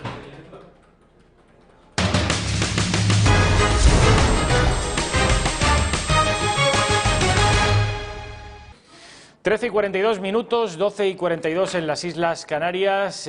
Uno de los pucelanos más ilustres que tiene la capital castellano y leonesa, David Felipe Arranz. David, ¿qué tal? ¿Cómo estamos? Anoche te diré que estaba tomando unas tapas y un espectador tuyo dice: sé que eres vallisoletano por las veces que lo dice Rafa, digo.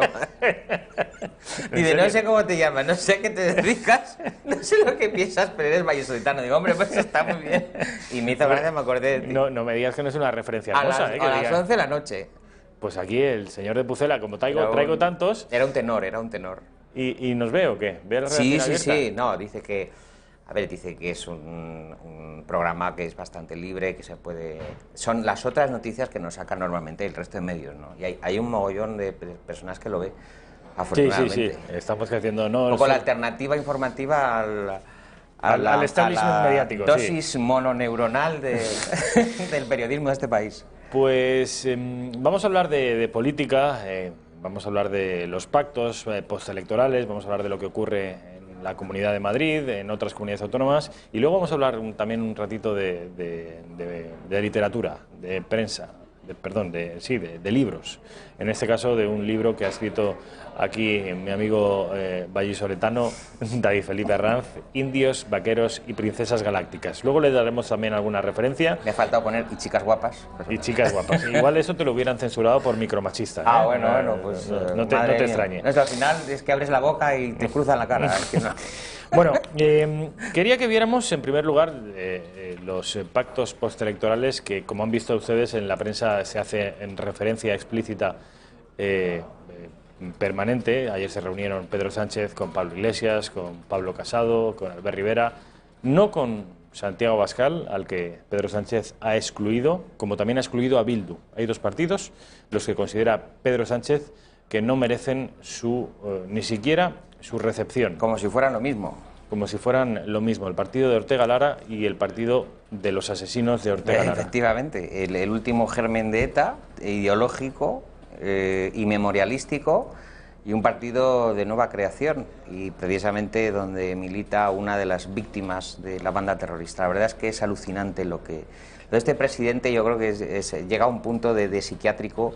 Ayer lo hablaba con otro amigo periodista y dice, no, es que tiene un problema grave este hombre, o sea, es un maniático persecutorio, esquizoide. Yo tengo un complejo psiquiátrico muy gordo, porque tú si le ves lo que es el lenguaje no verbal, pues es un hombre que está permanentemente en tensión, en guerra, el rostro crispado, los puños cerrados, todo el día cabreado. Los dos debates electorales que vimos parecía que se iba a poner guantes de boxeo a ver a qué muy agresivo. Muy agresivo. Bueno, el tono de él desde siempre es muy agresivo. O sea, es un personaje... ¿Y no te da la sensación que está como sobreactuado permanentemente? Como yo lo he definido, feromonal.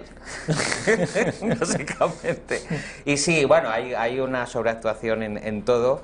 Yo creo que como este Iván que tiene ahí de asesor, pues lo mismo le daba un empresario de, yo qué sé, de las nuevas tecnologías que un candidato. El caso es que él necesitaba currar y le ha enseñado esas técnicas de el ejecutivo agresivo perfecto, como aquella película con Jack Nicholson que era ejecutivo agresivo, ¿no?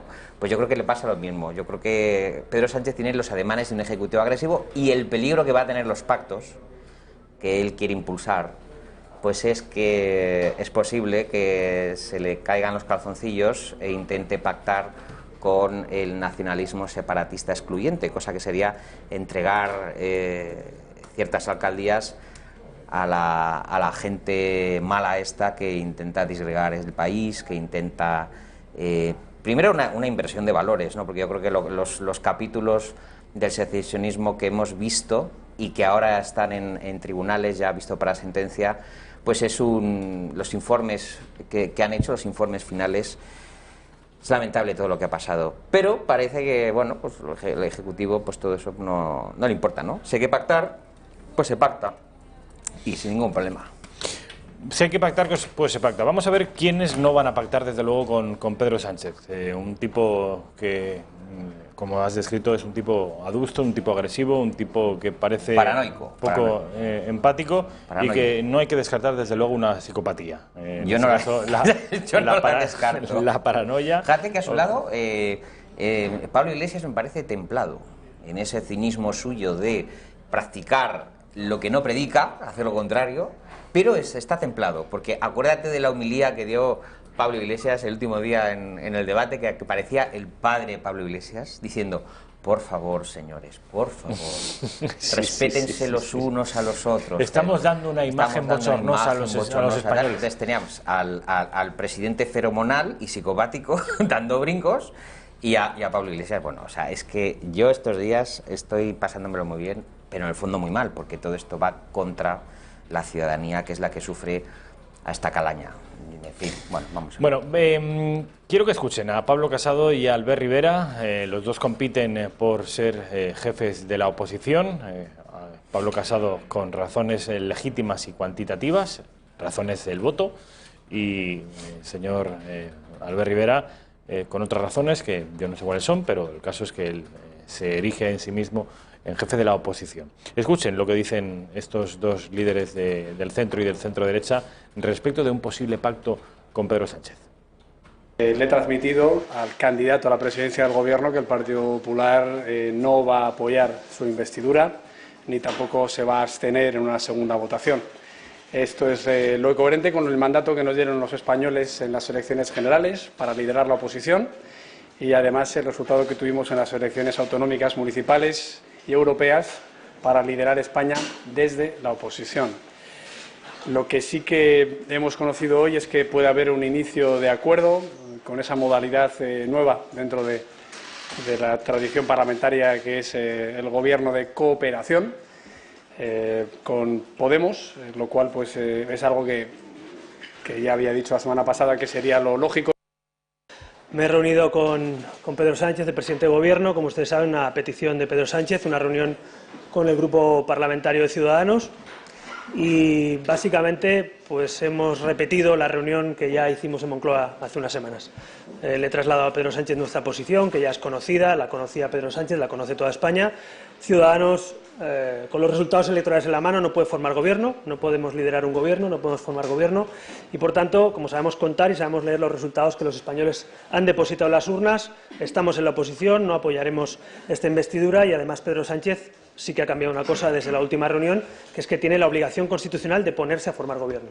Y por eso Pedro Sánchez esta mañana pues, ha tenido una reunión ya que ha tildado, han propuesto un gobierno de cooperación, unos de coalición, otros en todo caso con su socio natural, el socio con el que viene gobernando comunidades autónomas, ayuntamientos en los últimos 4 años, con los populistas de Podemos. Bueno, pues parece que se van aclarando las posiciones, ¿no? No va a haber, desde luego, ni apoyo ni abstención por parte de los partidos del centro y de la derecha, y Pedro Sánchez se ve abocado al gobierno con la izquierda radical. Y con Podemos, Unidas Podemos, que sabemos que ahora es Unidas Podemos, pero sí me gustaría que explicaran, antes de ponerse a hablar con la bocaza, qué es un gobierno de cooperación, cuáles son los fines, cómo se estructura, si van a dar algún ministerio al equipo de Pablo Iglesias, que ahora mismo solo es Pablo Iglesias e Irene Montero, no es por nada, pero no sé si se ha dado cuenta el presidente de que no queda ni el apuntador. O sea, ahí ha habido una lucha intestina digna de la Guerra Civil de Roma y nada, queda Mesía Iglesias, que bueno, pues es un hombre muy amante del poder absoluto, cosa que a las bases supongo que es uno de los mensajes que le han mandado a Pablo Iglesias en esta pérdida masiva que ha tenido de votos, amén de los errores cometidos. Es decir, si tú consideras que tu partido eres tú y tu mujer, pues entiéndeme que como no tienen una cartera ministerial a ti, la otra se la den a Irene Montero, pues no sé qué más te queda ahí dentro. Entonces, bueno, yo me temo que con este guirigay que hay, querido, nos vayamos a unas elecciones generales, porque ahí no se va a poner de acuerdo nadie.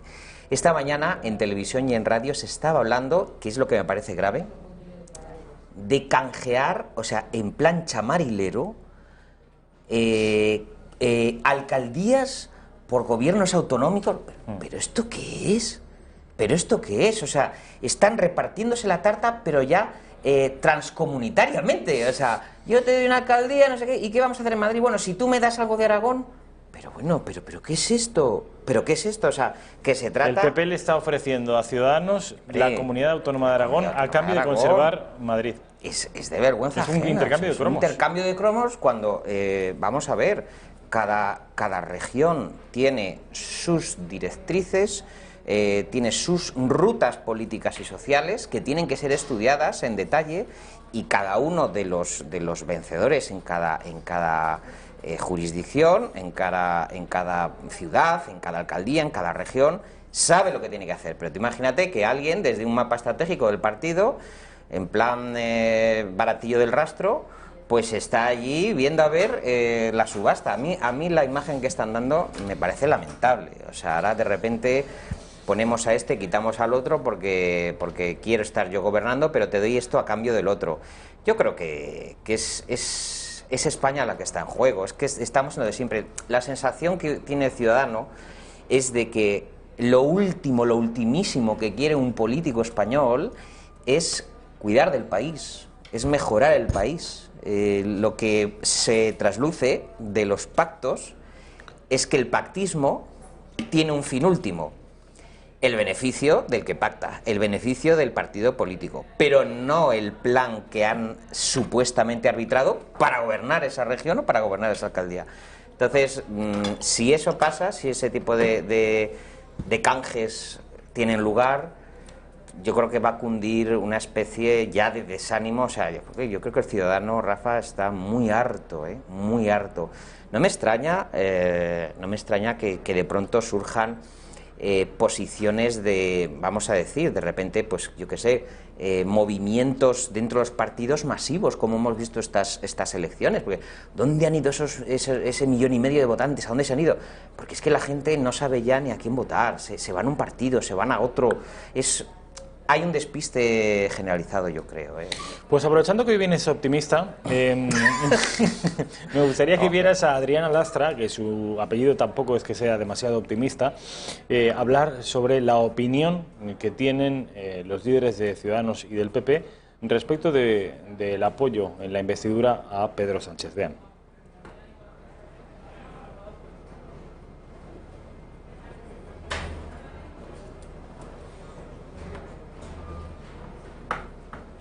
España lo que necesita es un gobierno cuanto antes, un gobierno progresista cuanto antes. Y por eso le pedimos al Partido Popular y a Ciudadanos que, si no tienen intención ni capacidad de sumar, no bloqueen que nuestro país tenga un gobierno elegido por los ciudadanos. El presidente del Gobierno hacía hincapié también en las últimas semanas, en los últimos días, y así lo ha hecho esta tarde también en las reuniones que ha mantenido con el señor Casado y con el señor Rivera, que todos debemos hacer un ejercicio de responsabilidad. Ya hemos pasado un periodo intenso de elecciones, ahora tenemos por delante una etapa de soluciones, y una solución en ningún caso pasa por bloquear al Gobierno. Hombre, la reina del bloqueo, la reina del no, no y no, ahora apela a la responsabilidad social, apela a la responsabilidad del Partido Popular y Ciudadanos, cuando ella ha estado acantonada como si fuese una resistencia numantina a cualquier otro tipo de pactos cuando había una mayoría de derechas. Es decir, pero esta mujer es un delirio. O sea, tú lo que no puedes ser tan cínica de esta mujer es un lastre. Es que es un delirio humano. O sea, te has dedicado a acantonarte con tu líder, al que sigues, que parece prácticamente que la lleva de llavero en el bolsillo esta mujer. O sea, es que estaba pegada a Pedro Sánchez, y todos sabemos que por ser la fiel entre las fieles, la fidelísima, la que ha mantenido el barco sin abandonarlo todo el tiempo, incluso cuando Pedro Sánchez estaba decapitado políticamente, sabíamos todos que el premio pues iba a ser pues una portavocía y mucho ascendente sobre todo lo que se diga. Es muy gracioso que ella ahora apele al sentido común, en fin, fíjate que nadie dice al patriotismo. Es una palabra que está prohibida. Y la palabra patria en estos discursos es la gran ausente, ¿no? Cuando en cualquier otro país del mundo, esto que pasa en España es tan delirante, la palabra patria es algo natural, que está integrado en el discurso y muy hermoso. Y muy hermoso, bueno, pues dice todo menos cuidemos de España, cuidemos de la patria y cuidemos de que salgan cosas bien.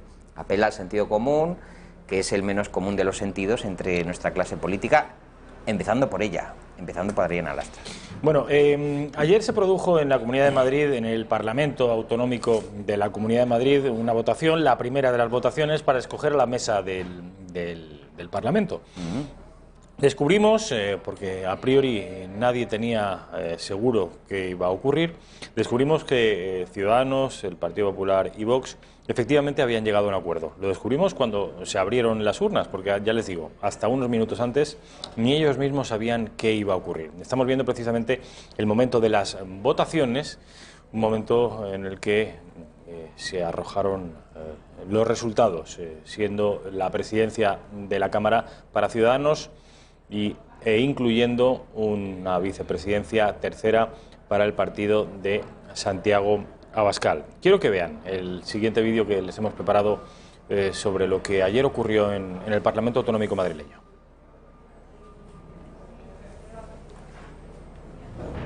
1, 2, 3 y hasta 68 papeletas ha sumado este hombre, Juan Trinidad, el nuevo presidente de la Asamblea de Madrid y miembro de Ciudadanos. Que trabajemos por encima de nuestras diferencias, con el respeto como punto de partida, con la tolerancia como seña de identidad, con el Estatuto de Autonomía en una mano y la Constitución en la otra. Lo ha conseguido gracias al apoyo de su formación, del PP y de Vox, claro. Creo que sería muy bueno para todos los ciudadanos de la Comunidad de Madrid que su alcalde y su presidenta fueran del mismo signo político. Primero voy a hablar siempre con quien quiero pactar y después ya veré que contamos juntos. En Vox dicen que han firmado un pacto con el Partido Popular. Que incluye las posiciones en la mesa y, por supuesto, las posiciones de gobierno, consejerías, entes, etcétera, etcétera. Sin embargo, Ciudadanos insiste en que solo llegará a un acuerdo exclusivo con Ayuso. Yo no sé qué acuerdo tiene firmado Vox, yo sé lo que nosotros estamos dispuestos a firmar y es un acuerdo exclusivamente con el Partido Popular. El otro bando lo ha intentado, se ha quedado a 4 votos. Los 64 de PSOE, Más Madrid y Unidas Podemos han ido a parar a la candidata socialista Pilar Llop. Una noticia que no ha sentado muy bien a todos. Y no me parece que sería la mejor noticia para la Madrid y para la Comunidad de Madrid, pero aceptamos que estas son las reglas del juego democrático. El siguiente paso, hablar con Trinidad. ¿Para qué? Para proponerme a mí como candidato a la presidencia de la Comunidad de Madrid. La candidata de Unidas Podemos lamenta que comienza una legislatura difícil. Parece que va a haber un gobierno de derechas en la Comunidad de Madrid, sino también por la entrada de la ultraderecha en las instituciones. Estamos comprobando hoy que Andalucía no es la excepción, sino que es la norma. Y desde Más Madrid lo tildan de error. Y lo primero que ha hecho el Pacto de la Vergüenza en la Comunidad de Madrid y en la Asamblea de Madrid ha sido un verdadero atropello democrático. Ciudadanos, el Partido Popular y Vox han realizado un acuerdo, han llegado a un acuerdo para darle a la extrema derecha lo que los ciudadanos no le dieron en las urnas. La votación para elegir el nuevo presidente de la comunidad se producirá el próximo 11 de julio. Hasta entonces, Díaz Ayuso seguirá intermediando entre Aguado y Monasterio para lograr los votos necesarios y que el PP mantenga el poder en Madrid. Este es el panorama que tenemos en la Comunidad de Madrid. Fíjate, Rafa, que Aguado acaba de decir a todos los alcachofas y plumillas que estaban allí que él no quiere nada con Vox, es decir, que todavía, o sea, que se da por hecho y están ya los plañideros y plañideras quejándose, pero Aguado, Ciudadanos, ha dicho clarísimo que ellos quieren pactar con el PP, pero quieren pactar con Vox. Bueno, pues si no quieren pactar con Vox, ¿con quién va a pactar? Porque tampoco le está. O sea, que es que no... este juego de taumaturgos y de la baraja improvisado a la salida de las votaciones, pues tampoco gusta a la gente. Es decir, pero vamos a ver, entonces, ¿cómo lo vais a hacer? ¿En un cuarto cerrado, a oscuras, sin que la gente lo sepa? ¿Qué vais a pactar? Es que, claro, sí, vamos a pactar, no vamos a pactar. La pregunta es, ¿qué vais a pactar? Claro. ¿Qué vais a dar a cambio? ¿Qué es lo que se da? ¿Qué aparatos del programa van a parar al otro partido? ¿Qué se canjea? ¿Qué intercambio? ¿Qué se intercambia exactamente? Que lo hemos dicho en este programa, que es que nunca se explica al ciudadano qué es lo que se sacrifica de cada programa, de cada proyecto, ¿no? En ese pacto. Sí que sabemos al final quién gobierna, pero no sabemos el chamarileo debajo de la mesa pasándose como se dice en los juegos de mesa de los taúres, en la diligencia, en esta película del oeste, qué es lo que se pasa por debajo de la mesa. Claro. Es lamentable, hombre. Transparencia, señores. Es lo que se debe pedir. Quiero que vean la primera acción de Vox, nada más tomar posesión de la tercera vicepresidencia de la mesa del Parlamento Autonómico de Madrid, ocupada antes por Podemos y ahora, como les digo, en manos de Vox.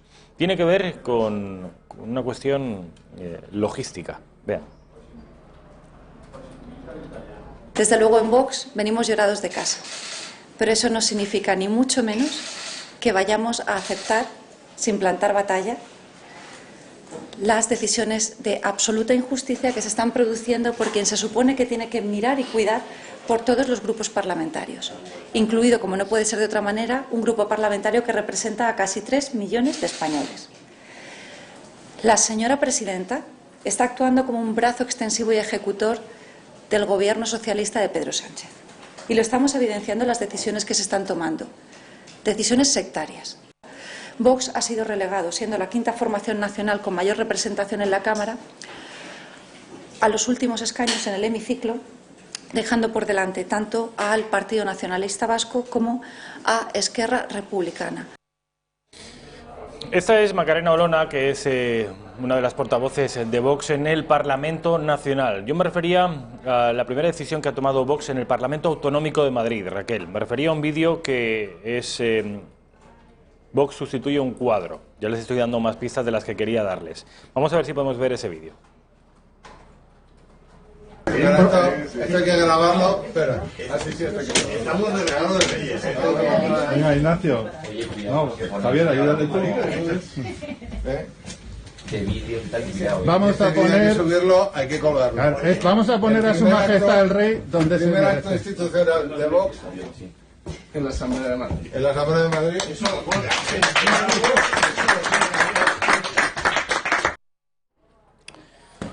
Bueno, pues es un gesto que... Bueno, es el primer acto, entre comillas, en la Asamblea de Madrid, de Vox, en ese sentido, ¿no? Y bueno, después de constituirse la mesa, de tomar posesión del cargo sus diputados, y ha cambiado uno de sus cuadros por otro con la fotografía del rey Felipe, que cada uno en su despacho creo que puede poner el cuadro que le dé la gana. Y además el cuadro del rey representa el ideario de Vox. Si no, evidentemente el cuadro no le gusta, lo tiene que mandar fuera. O sea, eso no... Pero bueno, es anecdótico, o sea, no creo que realmente nadie pueda aducir nada en contra de eso. Es de puro sentido común. Estamos en una monarquía parlamentaria y han puesto un cuadro del monarca, un cuadro que además es lo que debería estar. Incluso creo que desde el punto de vista legal, al menos en los ayuntamientos, el cuadro de Su Majestad el Rey, del jefe del Estado, debería estar presente, aunque ya sabemos que esto en consistorios catalanes y vascos hace muchos años, si no décadas, que no se cumple. Antes de que te marches, David Felipe Arranz, les decía que estamos al principio del programa les anunciaba, por si ustedes no lo sabían, que seguro que sí, que estamos en plena Feria del Libro en Madrid, en la capital de España. Y estamos con una persona que escribe libros, entre otras muchas cosas, dar clases en la universidad, ofrecer sus servicios de comunicación a una gran empresa española, ser tertuliano, ser director de un programa radiofónico que ha sido galardonado recientemente. Además de todo eso, escribe libros. Escribe y los firma. La próxima semana... No, ¿cuándo es cuando los firmas? Pues mañana a las 7:30. Vamos a ver en cualquier caso esa portada de ese libro que ha escrito David Felipe Arranz y que, como ven ustedes, es casi un guiño al cine de los años 50, ¿no? A ese Hollywood clásico, sí. Indios, vaqueros y princesas galácticas, los rebeldes del cine. Cuéntanos, sí, David. Bueno, es un homenaje a las películas que yo he visto de jovencito, de pequeño, escondido detrás del sofá del salón. Entonces, la verdad es que... ¿Y por qué las veías escondido? Hombre, porque era menor de edad, querido. Pero estas películas de vaqueros y de indios no, es que, a ver, son algunas las de la cubierta, pero en realidad hay películas para mayores, como se decía antes. Lo que pasa es que yo me acuerdo de ver los rombos y de saltarme esa prohibición familiar, y es un homenaje a cómo los niños inquietos deberían ver cine clásico, porque el cine clásico, que la gente piense que, yo qué sé, por Río Rojo o Ciudadano Kane o algún peliculón, yo qué sé, pues El Tesoro de Sierra Madre y tal, que son películas para mayores, por clásicas, a los niños les estimula muchísimo la imaginación, ¿no? Y la pasión por las historias. E Indios, Vaqueros y Princesas Galácticas es un homenaje a esa educación sentimental a través del cine, cuya prohibición yo me salté. Es decir, las películas que normalmente los padres no ponen a sus hijos, pero que los niños de 5, 6, 7 años las pueden ver, y te iba a decir, evidentemente no comprender en su trama, pero sí en algunas escenas, pues las miradas, las persecuciones, las angustias, las felicidades, ese universo sentimental que yo creo que sí que puede educar a los niños, cuando se trata de buenas películas, que tampoco vean bazofia. No, desde luego. Y es un homenaje. Entonces, mañana a las 7:30, en la caseta 260. 260. Y el lunes a las 13 horas, también en la 260. Que, por cierto, que no te lo he dicho, le acaban de conceder el premio al mejor ensayo de cine de la Feria del Libro. Es que me la han mandado ahora por WhatsApp. No me digas. Sí, ¿En serio? Ahora vamos. Oye, David, pues enhorabuena. Enhorabuena. Y nada, estoy muy contento, así que nada, ya te guardaré uno para ti. Claro, me dedicas uno, y si puedo, este fin de semana además voy a estar en Madrid. Querría pasarme por la Feria del Libro. Es un homenaje al cine, al buen cine, al cine clásico, como educador de una determinada forma de sentir, de valores. Yo que sé, pues John Ford, Kurosawa, multitud de cineastas que tenían clarísimo, cosa que algunos políticos sabemos que hoy en día ya no, cuáles eran las fronteras entre el bien y el mal, porque de eso trata el buen cine, de la lucha entre el bien y el mal, y eso un niño lo aprende perfectamente con el cine. David Felipe Arranz, queda dicho. Mil gracias. Mañana y el próximo fin de semana firmará este libro sobre indios, vaqueros y princesas galácticas. Qué motivo y qué hermoso ese titular, por cierto, ese título. Publicidad. Hablamos con Alex Navajas. A la vuelta de la publicidad tendremos pues 20 minutos por delante para hablar de asuntos, algunos de ellos que aún no hemos tratado, muy interesantes, como por ejemplo un señor que se cree un perro, que actúa como un perro, que camina como un perro, que se alimenta como un perro y que a ver quién es el chulo que le dice ahora que es un señor y que no es un perro. Publicidad.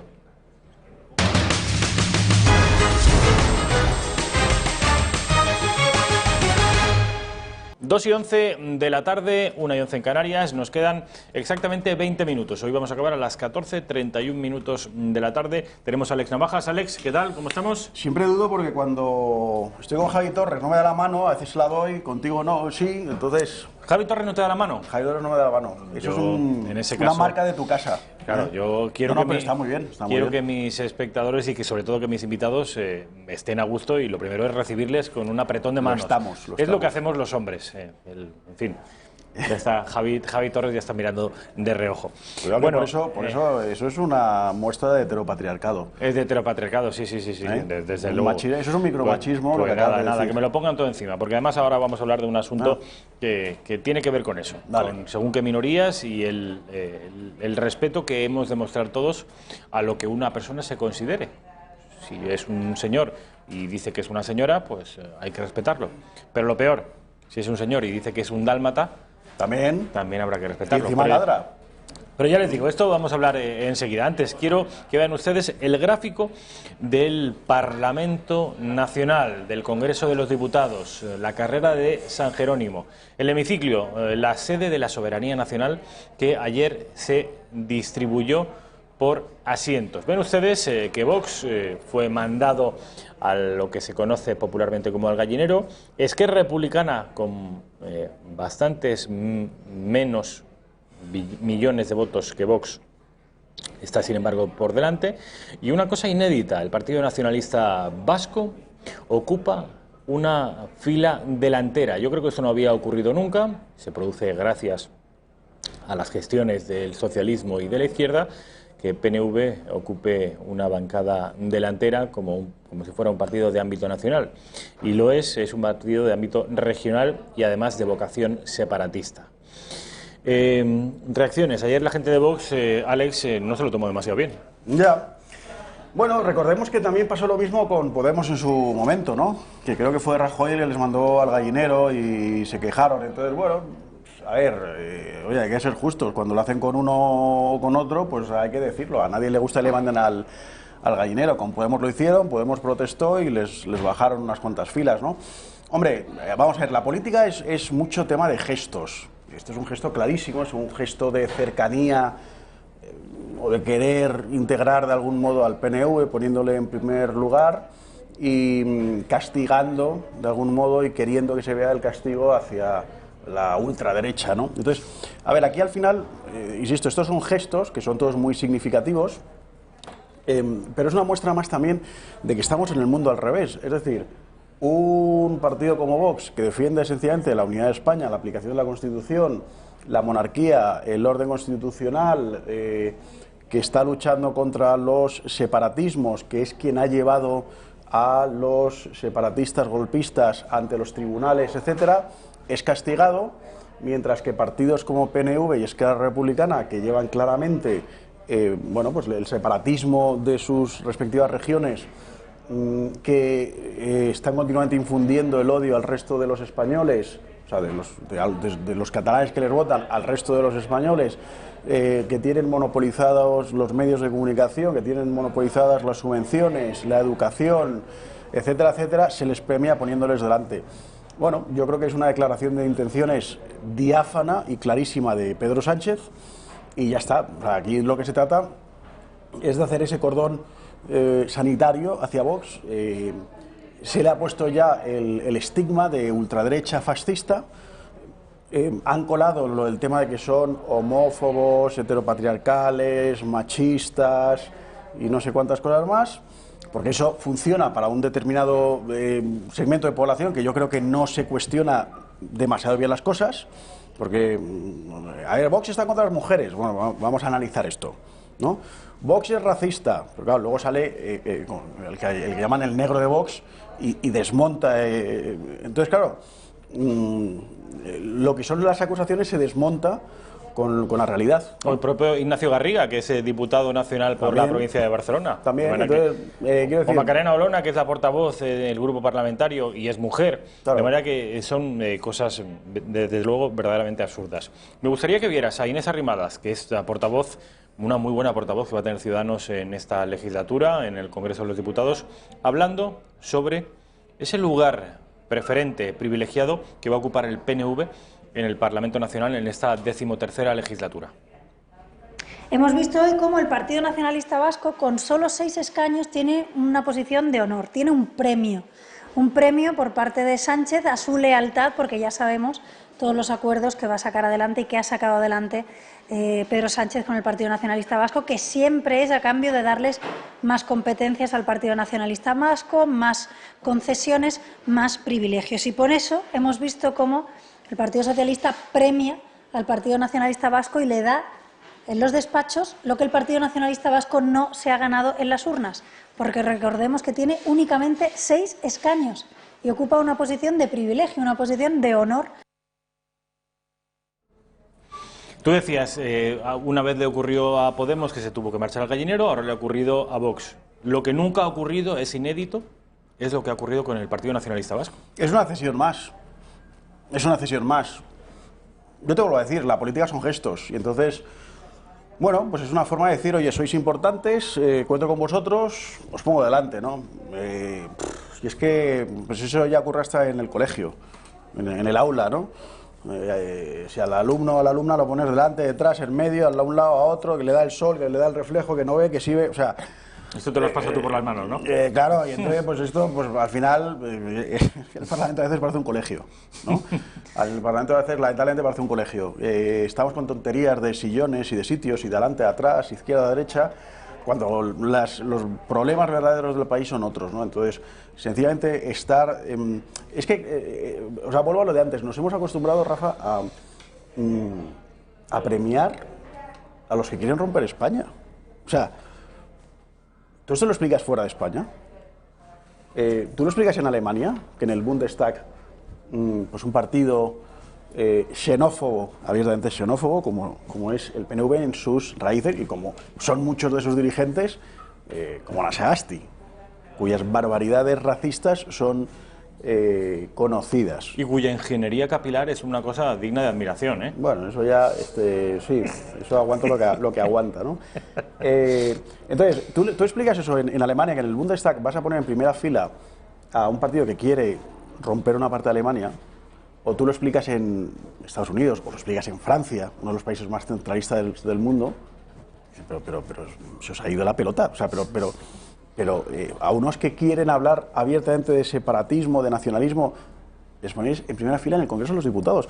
Y sin embargo en España, pues hay un porcentaje de la población que lo ve como, bueno, pues como un elemento integrador, como una forma de acercarlos, como una forma... No, sí, está muy bien, pero vamos a ver, es que estos señores lo que quieren es robar una parte del territorio. Entonces, cuando tú vas por la calle y un tipo te quiere robar la cartera, hombre, no tienes gestos de acercamiento hacia él, no tienes gestos, pues eso, de cercanía, de cordialidad. Hombre, lo que tienes, evidentemente, te defiendes, te proteges, que creo que es lo que ha estado haciendo Vox, llevando ante los tribunales a los golpistas, separatistas, que quieren hacer algo inconstitucional, como es romper la unidad de España. Que vuelvo a decir, esto no es un tema franquista, no es un tema de las derechas y de la izquierda. Yo espero que las personas de izquierdas que nos estén viendo, con todo el orgullo digan, yo estoy a favor de la unidad de España, y soy de izquierdas. Yo creo que la unidad de España no es un tema de izquierdas o de derechas, es un tema de españoles. Y como españoles somos todos, los de izquierda, los de ultraizquierda, los de derecha y los de ultraderecha, yo creo que cualquiera que ame a España y que ame su unidad, y esto no es ser fascista, ni esto es ser extremista, ni franquista, la unidad de España es una cosa muy seria, que lleva siglos. Y no olvidemos que España es una de las naciones más antiguas de Europa. ¿Dónde ponemos, por cierto, el inicio? Pues hombre, según historiadores solventes, es que podemos hablar ya desde los visigodos. O sea, los reinos hispánicos de los visigodos, ¿no? Pero me da igual, vayámonos a 1492. O si queremos a 1500 y pico, cuando se incorpora la corona de Navarra al 1512. Reino de Castilla, ¿no? Entonces, pero me da igual, pues, quiero decir, son 5 siglos, o sea que no está mal. Quiero decir, que es que no somos un país de anteayer, es que somos, insisto, una de las naciones más antiguas de España, de Europa, perdón. Vayámonos a los visigodos o me da igual, o vayámonos a los reyes católicos, es lo mismo. Muchos historiadores también hablan de la unidad política en 1812. Sí, bueno, claro, pero es que al final... En ese caso solo tendríamos 2 siglos. Claro, pero fíjate, vale, te lo compro. Aún así, seríamos un país más antiguo que Alemania o que Italia, por ejemplo. Nadie duda de la unidad de Italia. Pues sí, pues hay unos cuantos por el norte, ¿no? Que quieren... Es una marginal, es anecdótico. Pero en Alemania, Alemania es un país muy joven. Lo que es Alemania era Prusia. La Prusia eran distintos países y se unieron en Alemania a finales del siglo XIX, pero Alemania es un país muy joven. Entonces, aunque España fuera de 1812, que no lo es, porque, quiero decir, pero los reyes austrias de antes, ¿sobre qué gobernaban? ¿Sobre qué reinaban? Sobre Castilla, ¿no? Eran los reyes de Castilla, eran los reyes del Reino de Aragón, eran los reyes de Navarra, o sea, tenían muchos títulos y España había una unidad. Que había fueros, que había tal, fantástico, si eso no y pasa solo había que ver nada. la forma en la que los extranjeros se referían a nosotros, no como aragoneses o valencianos, sino como españoles, claro. Españoles todos. Claro. Vamos a ver un asunto que a mí me ha llamado la atención, que ha sido el propio Alex el que me lo ha propuesto y yo desde luego se lo he comprado porque es un asunto verdaderamente grotesco. ¿Ustedes recuerdan ese autobús calificado por sus enemigos llamado del odio? Ese autobús que reclamaba algo tan obvio, algo que hace solo 5 o 6 años nadie hubiera ni siquiera discutido, como que los niños tienen pene y las niñas tienen vagina. Bueno, pues esto fue absolutamente discutido, fueron acusados sus impulsores de homófobos, de transófobos y de bibófobos y de todo lo que pueda considerarse. ¿Por qué? Porque parten de una premisa según la cual uno es lo que cree ser y eso merece un respeto por parte de todos. Si yo soy un hombre pero me creo una mujer, de facto soy una mujer y de hecho se me puede reconocer como tal. Claro, la cosa es cuando esto deriva en cosas como esta.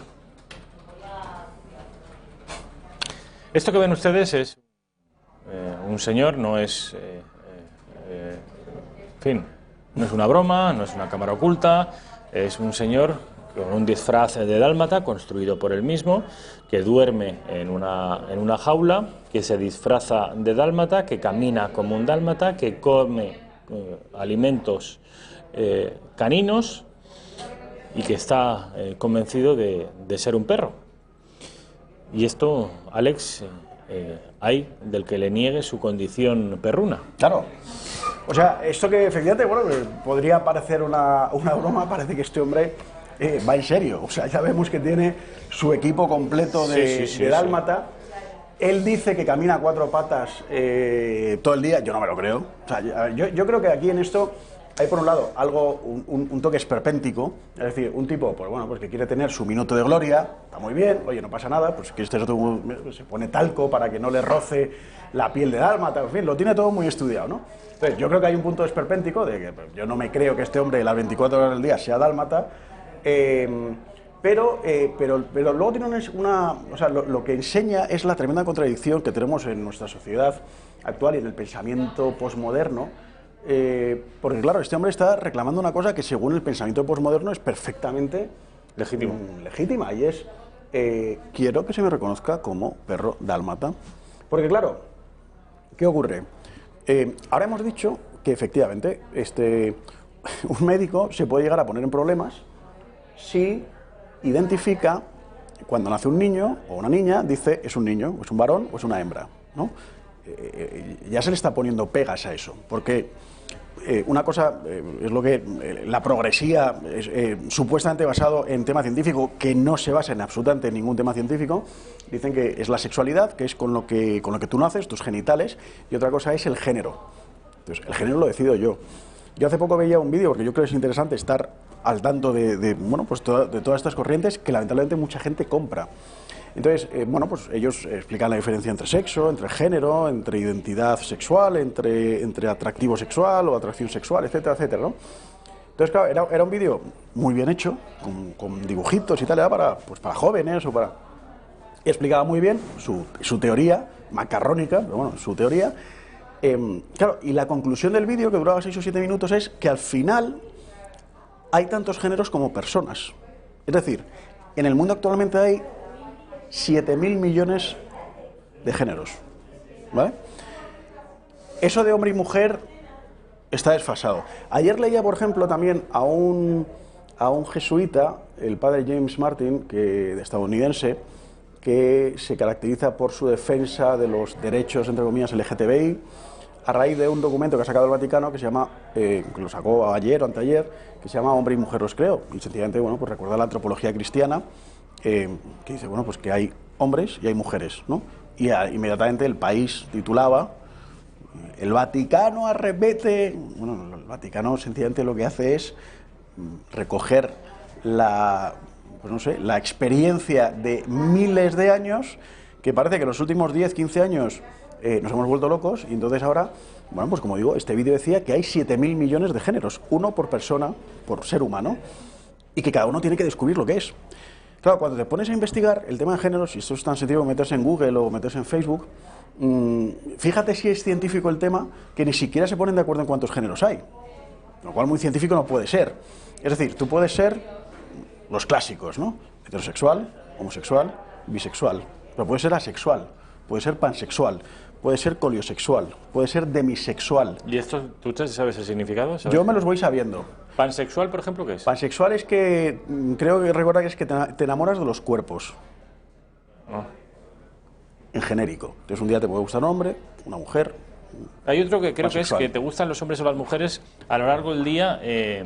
Por la mañana te gustan los hombres, por la tarde te gustan las mujeres. Esto no sé si es así, pero por ejemplo, coliosexual, si no recuerdo mal, claro, es que hay que hacer un auténtico máster para aprenderse todo. Coliosexual, si no me equivoco, es que solamente te sientes atraído sexualmente por la otra persona una vez que ya la has conocido y has entrado en una cierta intimidad. Puede ser, por supuesto, hombre o mujer. Entonces, luego también cuando uno ve, bueno, pues a la gente joven hablando, por ejemplo a youtubers de cierto éxito, que al final es lo que están viendo nuestros jóvenes, bueno, pues es que ellos ya están utilizando ese lenguaje. O sea, yo soy cisgénero, no binario, masculino, ¿cómo lo llaman? No me identifico, o sí, como género no... O no de acuerdo, o disconforme, ¿no? Yo soy un género disconforme, es decir, soy una mujer pero que está en el cuerpo de un hombre, tal. Este tipo de cosas, que insisto, por ejemplo, este padre James Martin, jesuita, decía, bueno, este debate por supuesto está ya absolutamente superado, la ciencia ha demostrado que por supuesto la sexualidad humana es una cosa más básica que hombre y mujer, eso ha sido la visión tradicional de milenios, pero eso ya está superado. Ya se han visto que hay reacciones químicas en el cerebro que determinan que hay más géneros y más sexos, y o sea, ha comprado absolutamente la identidad de género, ¿no? Entonces, bueno, esto lo decía un jesuita, insisto, americano, que se ha distinguido en esto, ¿no? Entonces, bueno, pues uno ve a los jóvenes y muchas veces se van identificando así, o te dicen algunos, ¿no? Los más avanzados, según ellos, bueno, pues eso, que es una mujer encerrada en el cuerpo de un hombre. Esto es una soberana idiotez, porque si vamos a la ciencia, efectivamente, Nos queda un minuto, Alex. Vale. Por ejemplo, la endocrinología, la neurociencia y, por supuesto, lo que son nuestros genes, o sea, estamos constituidos, tú y yo, todos nuestros cromosomas son XY. Y aunque nos hiciéramos una operación de cambio de sexo, es decir, amputación de pene, bueno, en fin, no quiero entrar en detalles, pero nos lo podemos imaginar, tú seguirías siendo XY, eso no se puede cambiar. Sí, eso es lo cada que una de nuestras células seguiría siendo XY. Efectivamente, con lo cual es completamente anticientífico, por muy moderno que a algunos les parezca, es una cosa que no tiene ninguna base científica. Bueno, Alex Navajas, ha sido un placer, como siempre. Rafa, encantado. Le pueden ver aquí en la redacción abierta y también le pueden leer en actual.com. Les dejo con Fernando Paz, Tiempos Modernos, y a eso de las 6, a las 6, Javier Torres.